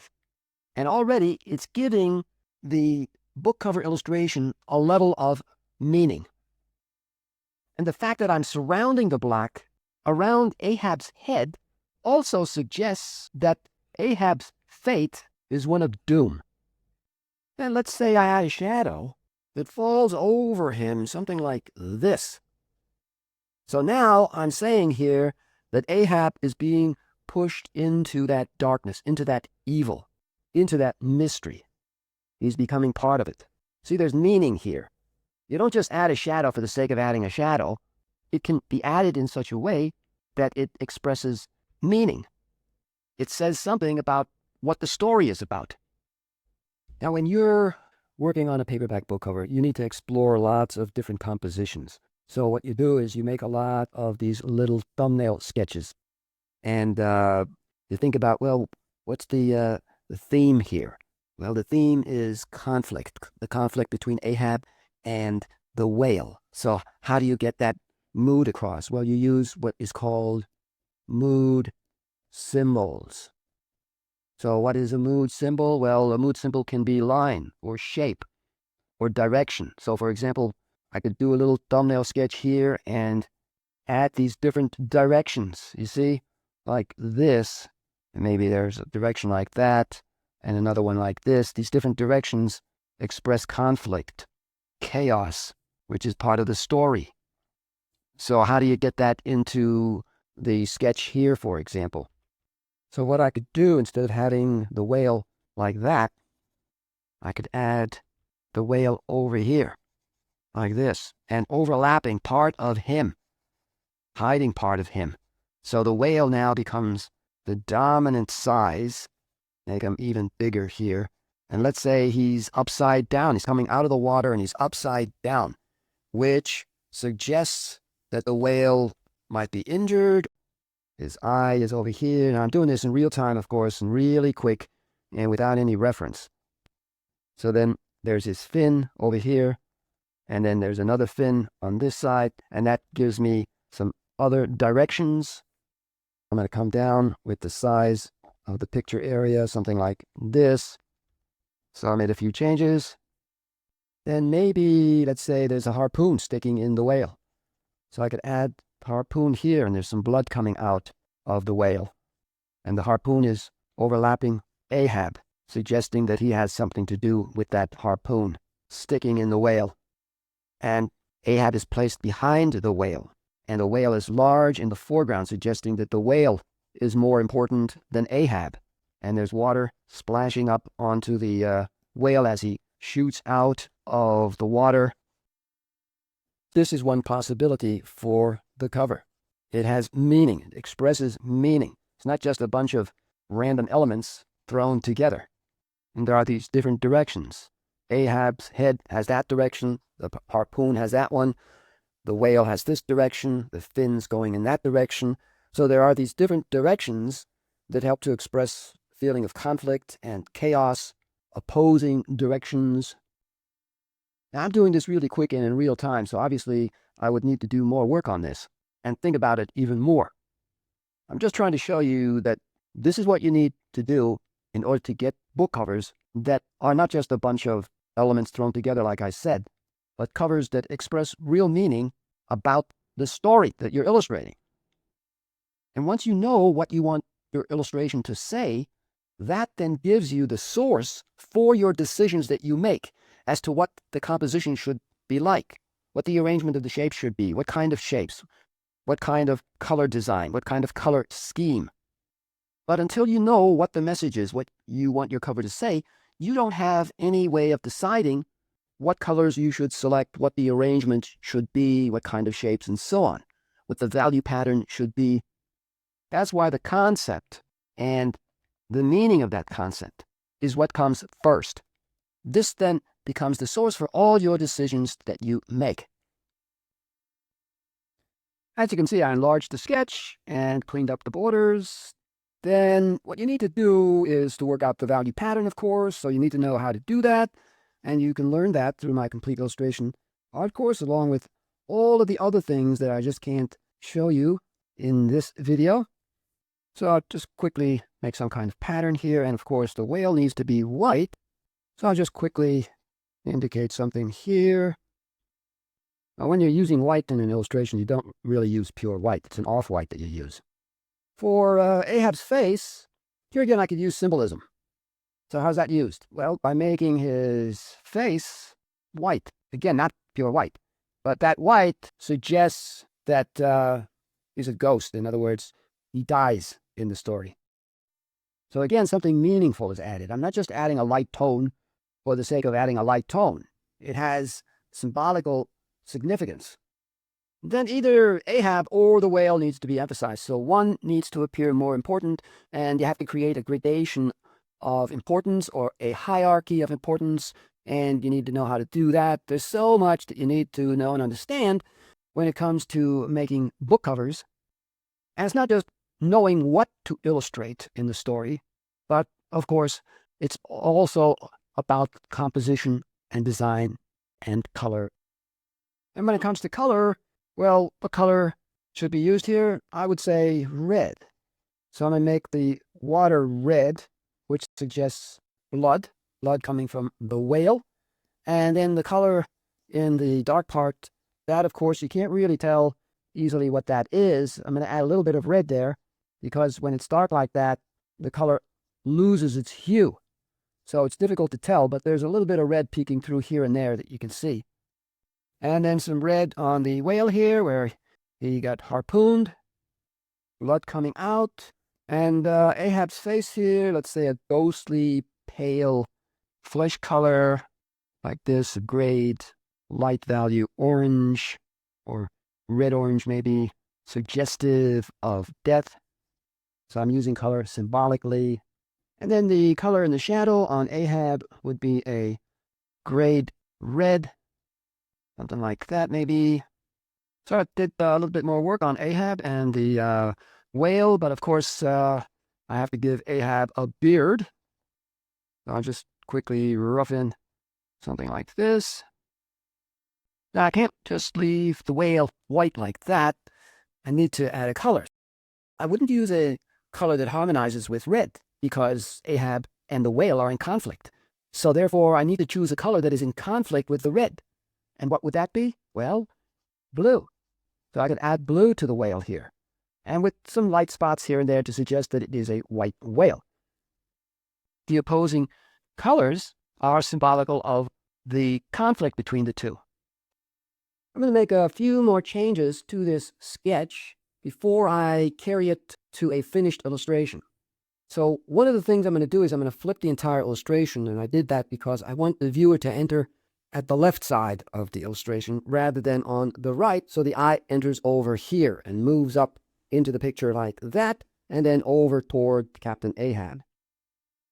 Another change I'm going to make is I don't want Moby Dick upside down, so I'm going to flip him, and that's what it looks like. In addition, I want more contrast between warm and cool color. So therefore, I'm going to make the water here blue, like this, and on the other side. So Moby Dick is in shadow, and the shadow is more blue. So Moby Dick has blue on him. The water is blue. So there's a greater area of blue taking up the picture. Then I need some strong colors to really spark up and make the whole illustration more dramatic, and that can be done by adding these red colors for sunset. So this is sunset, and you can see how that sparks up the whole illustration, makes it more interesting, and will make it more dramatic. Then the problem with the shape of this whale is that the shape isn't interesting enough. If I outline the shape like this, you can see that it just doesn't make an interesting shape. Why? Because it's too symmetrical. If I draw a line down the center of the shape like that, the two sides are too similar. So what can be done? Well, if you've watched some of my videos on composition, you will have learned what could be done to make a shape more interesting. So one of the things I'm going to do is I'm going to add that fin over here, like this. And when you have an uninteresting shape, to make that shape more interesting, what you do is you place another shape in front of it. It's something like this. So I have this shape here, which is a symmetrical shape. It's not very interesting.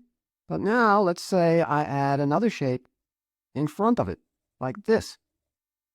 Now that shape, that black shape, is a bit more interesting, because instead of making just a square shape like that, now it makes a shape like this, you see, which is an asymmetrical shape now instead of a symmetrical shape. So what do I do in this case here with that shape of the web? Well, I do exactly what I did here. I'm going to place a shape in front of the whale. But before I do that, I need to make an additional change here to the water. And then I want the whale to look like he's coming out of the water. So I add some white water around like this. And now I'm going to add that other shape in front of the whale. There it is. And it's a whaling ship, breaking up this part of the whale shape. Just like I broke up this shape here with this white shape, now I'm breaking up the shape of the whale by placing that sailing ship here, that whaling ship, in front of the whale, like that. And that also helps to establish scale, showing how huge this whale is compared to the ship. Now, in illustration, what you do is you make reality look more intense, more exciting, which means you need to exaggerate reality. If you try to paint reality as it is, you're going to end up with a boring-looking illustration. So if the whale is big, you make him even bigger in illustration. And then to add more scale, showing just how huge this whale is, I could add like little birds flying around like this. You see? That helps to add a feeling that this is a huge whale. Then the whale has been harpooned by these fishermen. So therefore, there's going to be some blood, and it can extend into the water like this and onto the whale like that. Then there are going to be harpoons sticking in the whale like this in different places. And wherever they're sticking, there's going to be some blood. So I'm doing this in real time, really quick. So I'm getting these ideas here that I could add to my color sketch. And there are ropes that are tied to the harpoons. So what I could do is I could maybe have these ropes all over the whale, something like this. Then the whale needs to look white, so I can add a lighter tone, something like this. So just part of the whale gets this white, and that's enough to show that this is a white whale, and the rest of the whale can be in shadow, but it's a light value shadow and bluish. And where the white is, where the light is hitting, there's a slight tint or hint of the yellow-orange light or orange light at sunset. And that white helps to direct attention to this area here, where I want the viewer to look, because that's where Captain Ahab is. So I'm working out all these things at the very rough color sketch stage, as you can see. That's where you work these things out. But then you're going to get additional ideas as you begin to do the finished illustration based on your rough color sketch. And the finished illustration might look quite different from the rough color sketch. But not always. Sometimes the finished illustration looks pretty close to the rough sketch, but most often it's not going to look that close to what the rough color sketch looks like. Now, you don't want to do too much work on the rough color sketch. You want to save that for doing the finished illustration. Because if you work out everything in the rough color sketch, then it's not as much fun doing the finished illustration because you've already worked out everything. And if you carry that rough color sketch much further so it looks closer to finished art, well then what's left for the finished illustration? It's not as much fun to do then. So you keep these rough color sketches rough, but I could carry this a bit further if I wanted to. I think this is as far as I'm going to take this. And now I'm going to start working on doing the finished illustration, which I'll show you once I'm done with it. And it's going to take quite a while to do that finished illustration. So it's not something that can be done in a couple of hours. And here's the finished illustration. I'm going to bring back the rough sketch, and you can see how much more work needed to be done. Quite a bit, and it took quite a while to do. And this illustration was particularly difficult to do, mainly because of the whale. I wanted to give him a unique look since this whale is a white whale, so therefore the whale is a freak and doesn't look like your typical whale. But he also shouldn't look like a shark. And he shouldn't look like the whale in the movie Moby Dick. I wanted to get away from that look. The basic composition and color scheme that I established in the rough sketch I kept in the finished illustration. However, I added more space at the bottom. So why did I do that? Well, that's where the title of the book goes and the author's name. So you always need to leave some space for the title and the author's name. What I want to do now is I'm going to bring back this page here, how to develop an idea for an illustration. So when you start working on the book cover, first read this and follow what Ben Stahl says here. That will then enable you to make the very best cover illustration. But of course, this also applies to magazine illustration. I'm going to read something that Ben Stahl says in his textbook. So he says, after spending a considerable amount of time viewing the work of student illustrators, I have come to the conclusion that although they may be technically proficient in the handling of paint and in drawing, they generally fall down when it comes to picking a good, provocative situation to illustrate. Then, too, I find that even when they do pick a good situation, their conception or method of organizing and presenting the situation is unsatisfactory. This is an extremely difficult phase of illustration to teach. It is difficult simply because it is concerned largely with creative reasoning, the needs of the magazine for which the picture is intended, the story involved, and many other intangibles. But this also applies to book cover illustration, not just magazine illustration. And now it's time to end this video. Thank you very much for taking the time to watch this video. In this video, I showed you all the various things that you're going to need to know and be able to apply to your book covers. With this knowledge, in addition to knowing what goes into the making of pictures, like composition and color and perspective and design and lighting and so on, knowing those fundamentals, in addition to what I showed you here, will result in you having the best chance in making a really stunning, provocative, and eye-catching cover that will help sell the author's book. That's the only purpose for the illustration, to help sell the book. There's no other reason, no other purpose. Whatever you create has to be done with that in mind. That's your sole purpose for making the cover illustration. If your cover succeeds in getting the potential reader to just pick up the book, if it's an actual physical book in an actual brick-and-mortar bookstore, and maybe leaf through the pages a little bit, your work is done. The rest is up to the author. And if the story intrigues the potential reader enough, then that reader will most likely buy the book. In order to make a book cover that will do that, you really need a good understanding of what goes into the making of pictures, a good knowledge of that, and you get that through our training.